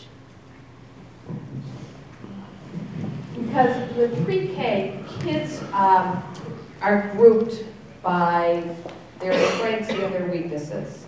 So if you have students who have a like issue, I want to be politically correct how I say this, but if you have children who are on the autism spectrum, you're going to put them together in a program. But they're not going to be kids just from the Cove, or just from North Beverly, or just from Ayers. They're going to be kids from all over the elementary schools. So they're not going to be at their home school anyways. But also, and I'm sure Stacy will have more to add to this, but also with preschool kids, the therapists that work with them are used to working with kids that are preschool kids. So right now we have therapists, whether they're occupational therapists or physical therapists or speech therapists or mobility trainers or auditory trainers, and what they're doing is they're hopping right now between 2 buildings. So if we have them all in one place, we're going to have those professionals working with the teachers and with the other professionals all together in one building. Does that make sense? I'll step in. Okay. One child could potentially be in preschool for 3 years. If they're retained, there could be a 4th year, depending on the age they come in. We start our preschoolers at age 3, and they have the potential to be with us for at least 3 years, sometimes more depending on the developmental level. The reason for putting pre-K at the McEwen School is that they need space. They've been transient for years. So even if we take and say we did a 5 to 8 model, and we looked at the potential for full-day kindergarten and also putting preschool, trying to put preschool back at the elementary level, we can't fit them in. The other piece that comes up, if we try to put pre-K back at the elementary schools, they become transient still because they get moved based on the space needs for other grade levels. So really what we're trying to do is get them into one building and minimizing the transitions at that early level. Unfortunately, the way our district buildings are, and some of the research does look at the K to 8 model being the best model because of the decrease in transitions, we're not set up to even discuss doing a model like that. So we're looking at what is the best thing we can do with the space we have and the additional space at the middle school level and try to minimize and increase the potential for consistency for students across the board. I hope I'm answering that question for you, but really it comes down to we're trying to make the programs less transient. And also, we're mandated by law to provide special education services for our kids ages 3 to 22. So, if you're thinking that this is like your neighborhood preschool, no, this is, starting as a special ed preschool, and we do have typically developing students that come in, which is great. If you have preschoolers and you're looking for a place for your kids to go to preschool, Look at the Beverly Public Schools. We offer an amazing program. I know you're hearing, oh, well, they're here, they're there. They're wonderful programs with really small class sizes. But we're mandated by law to provide that. Just like at the high school now, there are a lot of times we had programs that were out. We had kids that we were trying to do programming for, but we didn't have space for the old high school, and now we do. And once again, because we have the space to do it, we built the high school saying, okay, we want to bring some of these special education kids back. And with the preschool too, now that I'm on the early childhood pick here, our preschool it has 3 levels to it. We have our integrated program, our intensive integrated program, and our intensive program. One of the other issues we've come up with our programs being all over the place is there's a lack of collaboration among the preschool teachers in supporting students, and there's a lack of ability to move students into and out of the programs that we have. Like our intensive program has no peers in it. Our intensive integrated has peers, but students have a higher level of need, and then our integrated has both. We don't have the ability at this point to take students and put them in a least restrictive environment when they're ready for that, because our preschools are not in one place to do that. So it's really maximizing the programming for our students. So we're maximizing the learning opportunities for them as well at the early level, which will benefit us at the tail end when they're graduating high school. Kofi, it just dawned on me that I'm not having a 4th grader going into 5th grade, that I may have a student going to Briscoe and then going to the new middle school. So are there plans for that transition that will happen twice in a very short period of time? What amount of time is lost in dealing with kids who may have a hard time with that? So just to clarify, given the grade that your child's in now, you're thinking they may go to Briscoe, well, the new school is still under construction. So if the schedule is not perfectly on time. Right. Well, even if it is on time, Ian Sackville Visnick should be at Briscoe for 6th grade, and then he should be at the new school for 7th grade. So that's the question. So my youngest son is in that exact boat. He should be at Briscoe for 6th grade, and he should hopefully be in the new school, in the upper school for 7th and 8th grade. So the question is, have we, as an entity or any one of us individually, talked about or thought about that being an additional transition? Is that correct? And I think the honest answer is we have not followed that whole process through. We do know there's going to be another transition. And I think we did learn a lot from the high school, and how they transitioned some of their students over the course of this year when they had to do something which was very, very difficult, or excuse me, 3-4 years ago when they moved in the middle of the year. And you've heard the mayor talk about trying to keep this project on task so there could be a natural break where we could all acclimate ourselves. And that includes staff as well. As difficult this is going to be for some of the students, because I think the students will be very, very excited about it. The staff will be very, very excited, but we have the potential for a lot of staff will be moving to the new building. We have the potential for some elementary staff coming to a brand new building as well. So the amount of transitions that will be occurring over that period of time is real, and we have to plan for that, or whatever that may be. What we've seen is the excitement of the students to be in a new building, and I think that would, they're going to feed off, not only they're going to feed off their other students, but all the staff was very happy to be in a new 21st century building and the potential and the opportunity that lies within that building. But it is something we're going to have to plan for, and you're absolutely right. Thank you. Rick Marciano. Brooksville McEwen School, I understood it has 12 regular sized classrooms, it has 1 large art room, 1 large music room, and an extra large room for kindergarten. So it'd be, but that's only one of a difference. It's disappointing that we destroyed the Patton Elementary School, which was at one time the Patton Trade School. We did have that available at one time. The buses were already mentioned. Are there any pros and cons in reference to like what psychologists have said in reference to the 5th graders going up and being with the 6th, 7th, and 8th graders? I've read some negative stuff that they're not mentally ready, but have you studied any of that? Okay. All right, for the next meeting, you can think of that. Well, if you have more questions, we'll take a shot at that. Okay. So, you know, I've heard in some of the prior forums comments from some of our folks like bringing the 5th graders into the middle school helps to keep the 6th graders younger a little longer. Pairing up 5th and 6th and 7th and 8th, as you've heard, is viewed as a more natural, you know, pairing. So those are a couple of thoughts. Anybody want to add? Okay. I think one of the two in Linfield, when we went to visit Linfield, I think one of the things that struck me too around the 5, 6, 7, 8, and having them all in one building, although they're separate wings, so the 5, 6, and 7, 8 are separate, was that family feel that was created because it becomes more of a community because the students are there for 4 years. And I think that was one of the big pieces too, along with the ability of, you know, the 8th graders to become the mentors and role models in the building, and then the maturity of the 6th graders kind of comes down to the 5th grade level. So there's those components too that were pretty apparent in our visits and discussions with other districts. I can speak from this perspective, from a father's perspective. Both my children, one 7th grade now, one 5th grade, so one probably in this boat. My 5th grade can't wait to be in the middle school. So let them know where. I reside, it's a 6 day, I reside in Amherst. And my son, and I have experiences with other friends of families, and I'm not just saying my 2 individual children, I've experienced this in I would say, a significant percentage of these 5th grade students. By the time they're in 5th grade, they're ready to move on.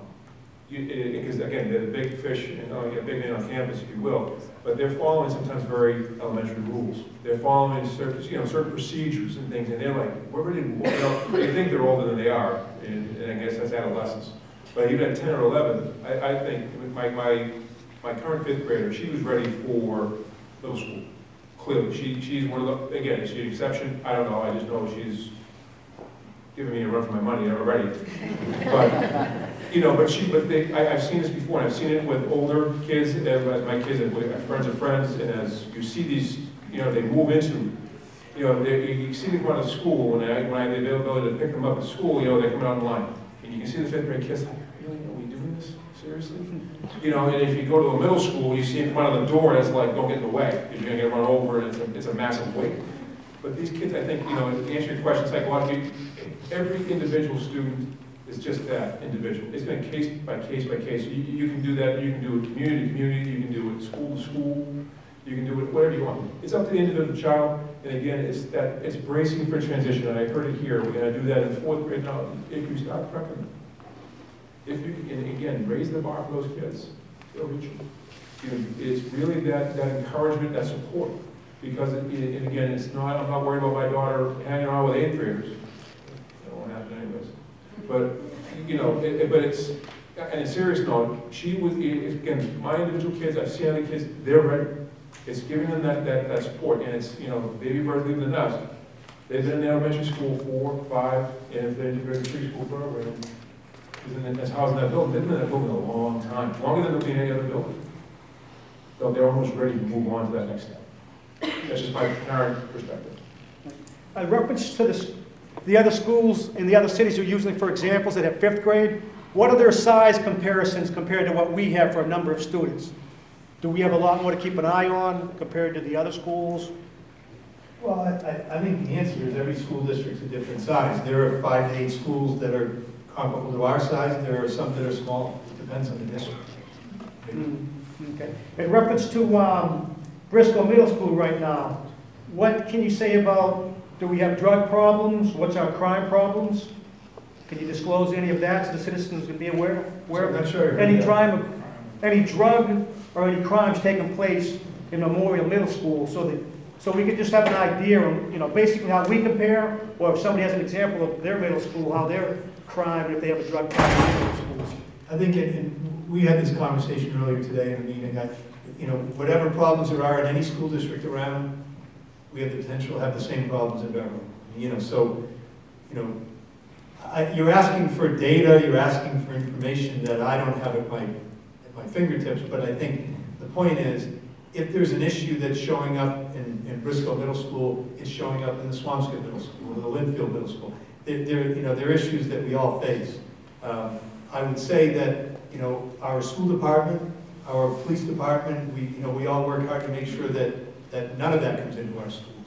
But, what is in one community is potentially in any community, so that's something we need to be, and we're vigilant about it. I mean, I don't want to put anyone else in the spot. I mean, we all have, strong policies and practices around that. And, I don't remember anything of note happening in the recent past, but we're all vigilant for that every day, Mr. Marciano. Okay. Maybe for the next meeting, you could just, you'll have a few days just to do a comparison, to see if we do have more problems in our middle school compared to the other middle schools. Just something to look at. If we do have those type of problems, we may want to think twice about that. Another thing we'll answer this and we can do our work. I can answer that. We have a very simple policy. We have zero tolerance against drugs, alcohol, fighting, bullying, weapons, you name it. We have zero tolerance. Statistically, if you go on the Mass Department of Elementary Secondary Education website, it lists in-school suspension, out-of-school suspension, drugs, alcohol, it lists it all. All the information is right on the website, so if you just click down alphabetically to B to Beverly, it'll tell you how many in-school suspensions the Briscoe had, how many out-of-school suspensions, for the reason, and we're in the low 5% in the state. So you can check that, and it's right there on the website. Yeah. Okay? Excellent. And I just, while I'm up and I have a mic, on all the questions regarding transitions, doing this for 48 years, I can tell you that all of our existing 5th grade teachers are all licensed 1 through 6. So if all the 5th graders here have a leak in their room, and we had to take the 2 5th grade, 3 5th grade with their teachers and move them somewhere else, that's what's going to happen in the transition, because the existing 5th grade teachers are licensed 1 through 6, so they can teach 5 and they can teach 6. When I design a school or build a school, what the school committee, what Lorinda and Anne Marie and Chris have done, I let the staff do. So as we begin this transition on half days, early release days, the teachers should get on a bus and go to Linfield and Wakefield, because they're building new schools, so they can see the layout, they can see the room, they can see the furniture. That's all part of the transition. And you take the kids in small groups and let them feel what a 5th grade, a 6th grade, a 7th grade, and 8th grade. So that transition not only is adults, it's the kids. And our teachers, they're big kids, and they're worried about the transitions too. So I think we have 4 years to do this, and it'll happen if you're just patient. It'll happen. Okay? Thank you. Mr. Holt was very articulate how he explained, reference to the schools and how the whole process went through. That was very good. The key thing here, it looks like we're talking about space. Now, the city of Beverly, out of the city budget, gives an extra $5 million approximately to the school district of Beverly. Now, what they could do, if the major problem is a space problem, is they could, and this will be for quite a few students. Some of these private schools they have in the area that have certified preschool and have certified kindergarten, we, out of that $5 million, because it doesn't come from the school, we could actually, some of these schools could be $4,500 per year per student to $5,000 per year, and some can be higher. Out of that $5 million free of charge, because the present students go in full day to kindergarten, the citizens of Beverly have to pay $4,000 for full day kindergarten. What we can do out of the $5 million is we'll say each student, preschool and kindergarten has priority. They'll be given $5,000 to go to one of these private certified schools. We could also lease out McEwen School, because you're worried about losing the rent, to one of these private certified schools where they can take the pre-K students and also take the kindergarten students, and they can take them on board right inside McEwen. And if they would like, they can look at McKay School also, if they want to lease that property from us to put other pre-K students or kindergarten students there. So this will save the citizens a lot of money, and in the future, if the population changes, we always will have an alternative where to put these students compared to the way we're doing it now. These private schools that are certified or qualified, we do not have to pay them a city retirement. We don't have to pay them medical. We do not have to pay them sick pay. There's so many advantages to doing it this way. It's just a big plus. And I think we should be looking at that. We only had one model plan. I'd ask you if you had one more question. Yes, that's just another way of looking at it. Okay. Okay. No, I appreciate your input and your thoughts here. Thank you. Got a question right here, or a thought? Jennifer Battershaw. I have a question about the after-school programs at the middle school. Currently, our elementary schools have after-school programs, K through 5, and I'm wondering if our current middle school has any after-school programs.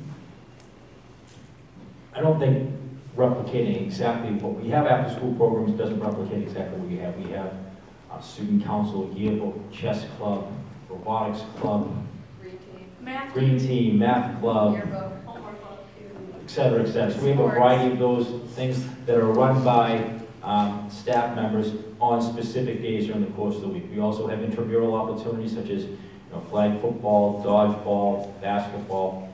So we have all those opportunities that occur various times throughout the course of the day.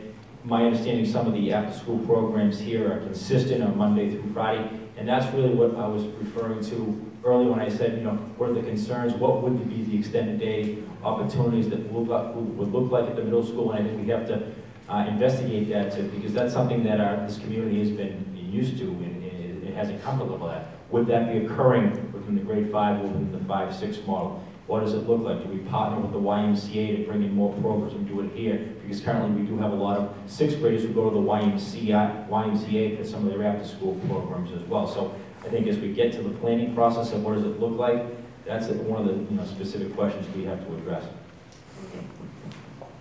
And I'll just add that the licensed after-school care, licensed after-school programs are licensed by the Department of Early Education and Care by the state, and those run through kids turning 13.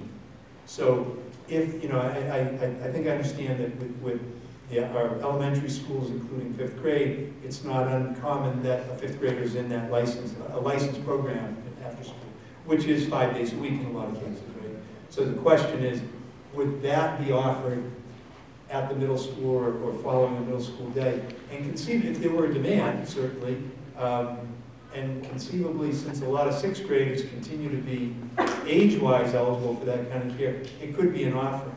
I think that Mr. Foster was also talking about some of the informal after-school offerings that that are offered at the middle school level, and that could be offered if we're able to operationally fund, and I go back to Ms. Pearl because she raised it, if we're able to, through our operating budget, fund some things that could be 5-6 teamed up, right? And they could be, we got a few things just mentioned around math team and robotics and music and sports. So there'd be a lot of opportunity for activities after school.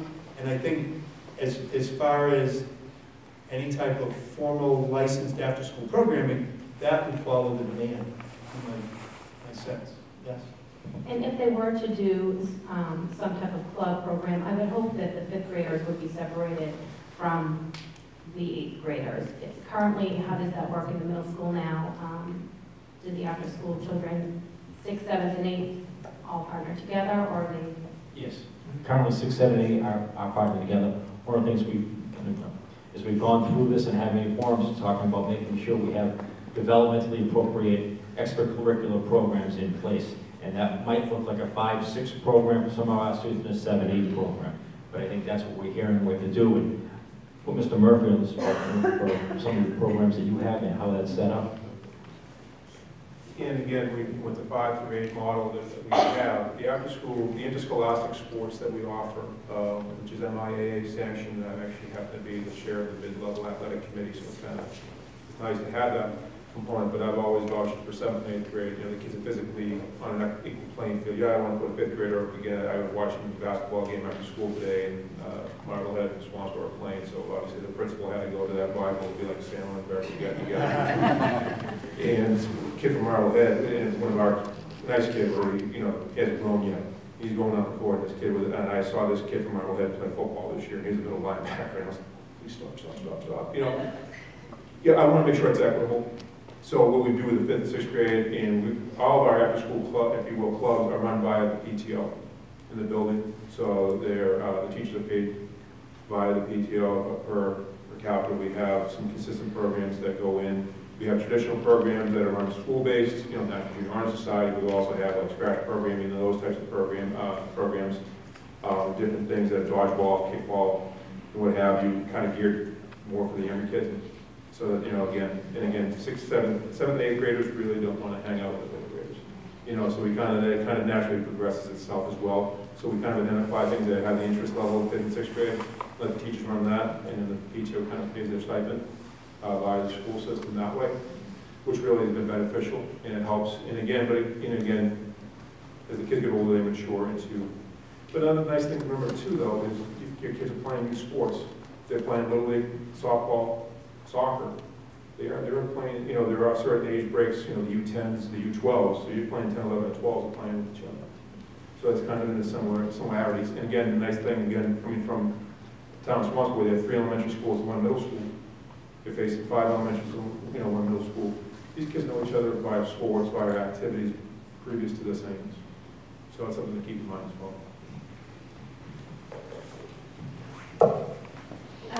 I just wanted to comment that I think one of the conclusions I've drawn from this evening is that the 5 to 8 configuration can work, it could work, but I'm still not convinced that it's clearly the better option. And I think that there's a burden on your end to clearly demonstrate that if you're going to be recommending that change. And the other thing I wanted to highlight is that it seems that the sample that you've drawn of these 22 school districts is an incredibly biased sample of all schools that have gone forward with that transition. And of course, the leaders of those programs are going to highlight the benefits of that model. It's only human nature to do so. I would be interested in what the parents who have gone through those new configurations feel, as well as maybe researching into some districts who debated making that transition but decided not to, and why they made that decision, and if they're happy that they did not make the transition. So I'm just concerned that all of our research gathering is just focused on schools that made the transition, and it ends up coming out like this is a done deal. So one of the schools that I was assigned to research is Lowell, the Lowell School District, and they are actually a 5 to 8 now. And they're, Chris mentioned, they're the school district that's considering putting their 5s back down. So I was actually happy to find a school that would not just paint the rosy picture. But before I talk any more about that, I want to address your point about the burden is on us. The fact of the matter is there are several burdens, and you've heard a whole bunch of people talk about different ones. We're not just looking at the educational model, but we do want to make sure that the educational model is sound. And from a school committee point of view, I believe that each one of us, that is the most important thing. Are we going to recommend something that's educationally sound? In addition, we really have to look at a whole bunch of the other issues that are on the table. We would be remiss if we only looked at the model and totally ignored all the other problems that we know are either in the pipeline or already right on our doorstep. So it's not a done deal. I worked very hard to get my seat by saying it's not a done deal and we need to have these types of forums. I'm now working really hard to do the research, as is everybody else up here. And so now let's talk about Lowell. I was excited to have them say, no, we don't like the model. It's not working for us. We're actually seeing a 5th grade drop in our MCAS scores. But then, as Chris said, we had a very standard group of questions, And as we asked those questions and we delved into conversation with the principals in Lowell, we found out why that model is not working for them. Because they're treating their 5th graders the same as they treat their 8th graders. They're transitioning, and we're gonna overuse that word, they're changing classes 5 and 6 times a day. They have 5 or 6 different teachers. They're not ready for that. And so they do see their 5th graders struggling. And every single principal that has a 5 through 8 school in Lowell wants to push the 5th graders back down. However, in Lowell, there's also 2 K through 8 schools. And those 2 schools are not seeing a drop in their 5th grade MCAS scores. And again, when we got into the questions and started asking them, why is it that you think your scores are not dropping in 5th grade versus the 5 through 8s are dropping? The K through 8 models have 2 teacher teams. So their children only have to deal with 2 different teachers. They only have to learn 2 different teachers. They only need to change classrooms once, right? It's those K through 8 schools in Lowell follow the same formula of success as the other schools that we saw. So when Chris said, we see schools that are doing well with the 5 through 8, and this is what they have in common, they have 2 teacher teams in common. Right? They try to limit the physical changes that the children have to do in that building, in that day. They can separate their children, right? In that building in Lowell, all the children change. They're not working very hard, I guess, on their scheduling, or maybe it was just impossible to do. All the children are in the hallway at the same time. Total chaos, the total mixing of the 5s through the 8s. So it's not just that everybody's rosy, and that was the one school of my group that I investigated that was negative. And I'm sure some of the other people found some negatives, but we try to group those together and say this is what we saw works and this is what doesn't work.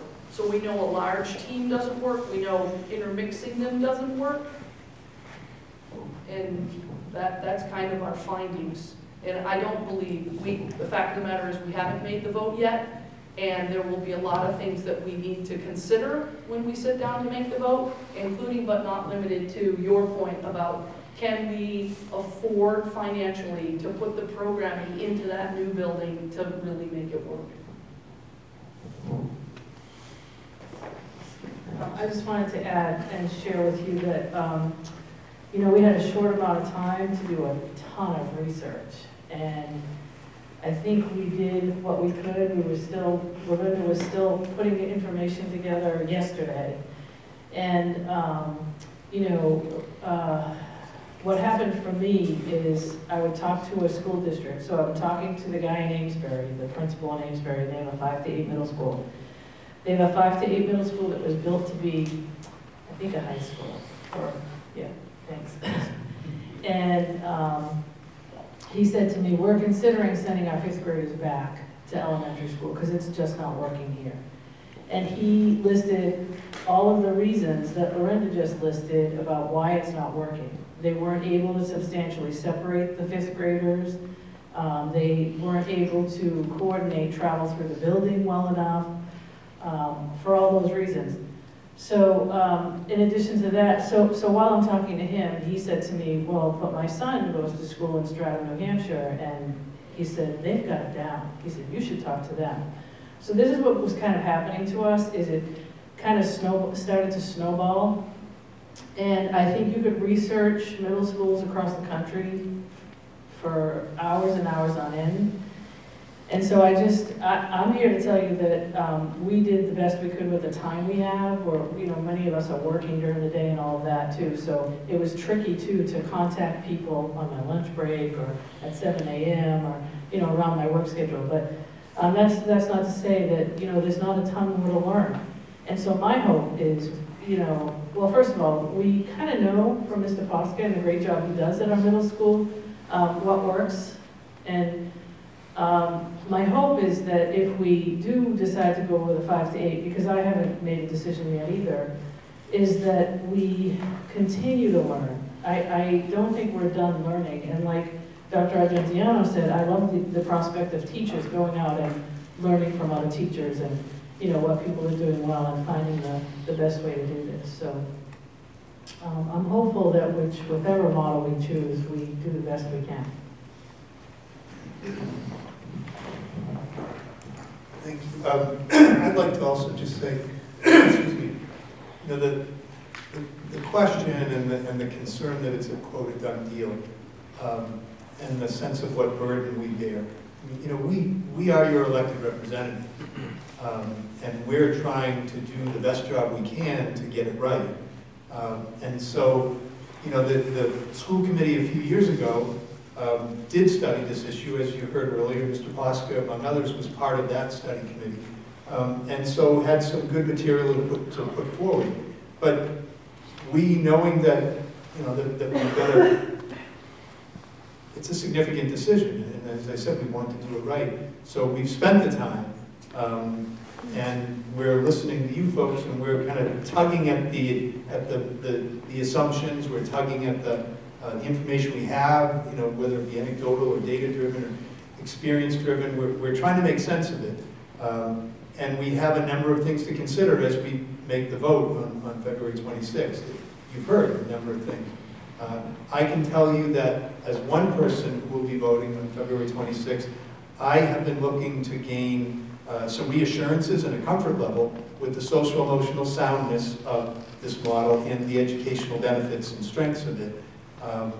Because on the other, on the other measures, of the other things that we're looking at, it does seem to trend that that's the way we probably need to go. But if I hear something, and I haven't yet, as a couple of you have said, it sounds like there are benefits with either configuration and so forth. We will be voting in a couple of weeks. At that time, we've got to balance the needs the community has financially, the opportunities to address not just space needs, but educational and programmatic needs from pre-K through grade 8. We've got to address all of it. So I guess my point is, we're looking at the whole. If the vote were held today, we'd all have to make it, and it'd be one way or the other. It's being held in a couple of weeks, and so we continue to try to keep an open mind and try to keep revisiting and asking and tugging at the information we have. Yes, Mr. Schechter. Can we get on the mic? I'm curious about the schools that you talked to that were going to go back, and what kind of burden that becomes in terms of reversing it. And to follow up on that, is there a contingency plan that if we do go to 5 through 8, do we have a 5-year look at that based on certain metrics or goals or standards of which we say this didn't work? And is there a plan to have a backup plan, I guess, simply said? So I'll hand you this microphone in just a second. Just kind of my understanding is that the schools that we saw that are considering going back largely are considering it because the facilities that they're trying to put, that they tried to put a 5 to 8 program into are not built to house 5 to 8. You can't address those needs to keep the 5th and 6th graders, certainly at least the 5th graders, in most cases 5th and 6th, substantially separate from the 7th and 8th. The ability to create a lower and upper school, the ability to create smaller learning environments within the larger, just don't exist in those districts that have found it problematic. So I think is that a fair, you want to say more? Yes, you do. It's a great question, and it's an interesting question, and I think as soon as they said to me, or at least the principal in Amesbury said to me they were considering sending their 5th graders back, that was the end of my conversation about that. I didn't want to know the ramifications of that. I can't imagine what it would look like. Do you have to then move somebody out of another building to make the space for the 5th graders to come back in? Do you have to redistrict all your students? I don't even know. So, yeah, it's a good question. I'm hoping once we make our decision, we make a good decision and we leave it up to our educators to do the best job for our kids and that it's successful from the get-go.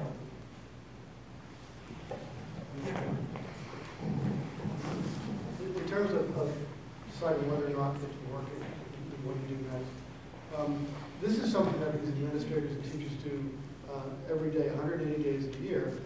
We're continually evaluating programs, student achievement. We're continually looking at ways to improve the way we deliver education, to help students learn better, whether it's in a K through 5 elementary school, whether it's in the 6 through 8 middle school, whether it's in the 9 to 12 high school that we have. We're always looking to do better, and we're always gathering data to answer the question, is it working? And when the answer comes back, it is, but it could be better, then these people figure out a way to make it better. And that's going to happen this year, it's going to happen in 2017 when the middle school opens. It's going to happen in 2022 after the 5 years of being in middle school. And it's going to happen because this community believes in education. And so, yes, we do have a plan. And that's basically it. Just doing what we do every day. And I'd say, whether it's 6 to 8 or 5 to 8, we've got to do it right for it to be successful, right? So if whichever way we vote to go with this middle school, I won't be looking back. And my sense is that we won't be looking back. You know, we take the vote and make the decision. We know that if we do it right, it will be successful with either configuration. I think that's what we've learned. That's what we've been learning, and that's what the experience of these other districts has shown us.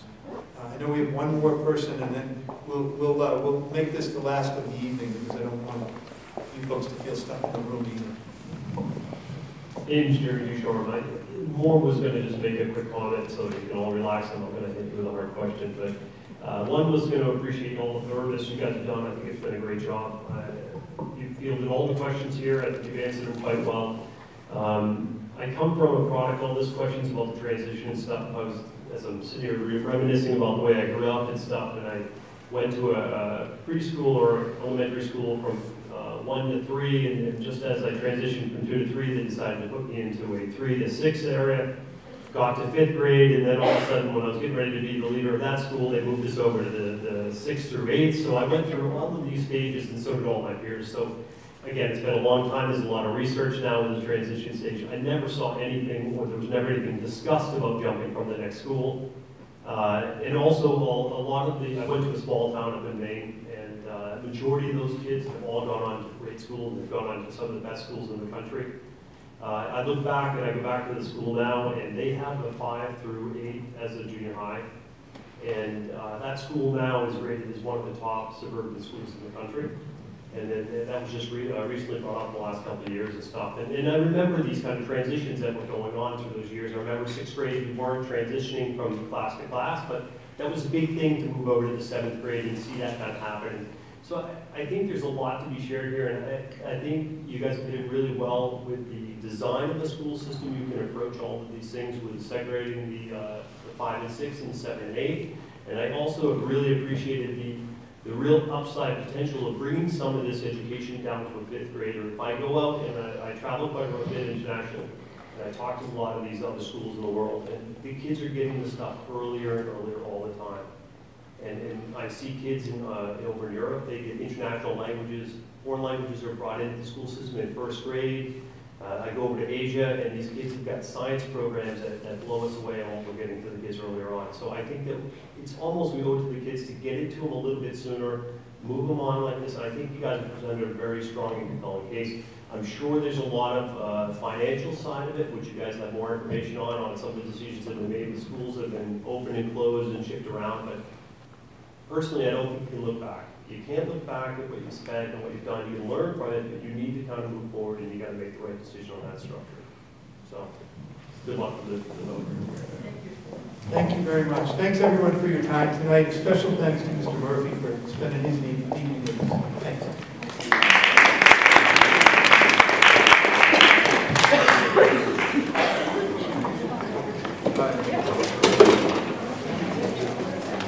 What's that?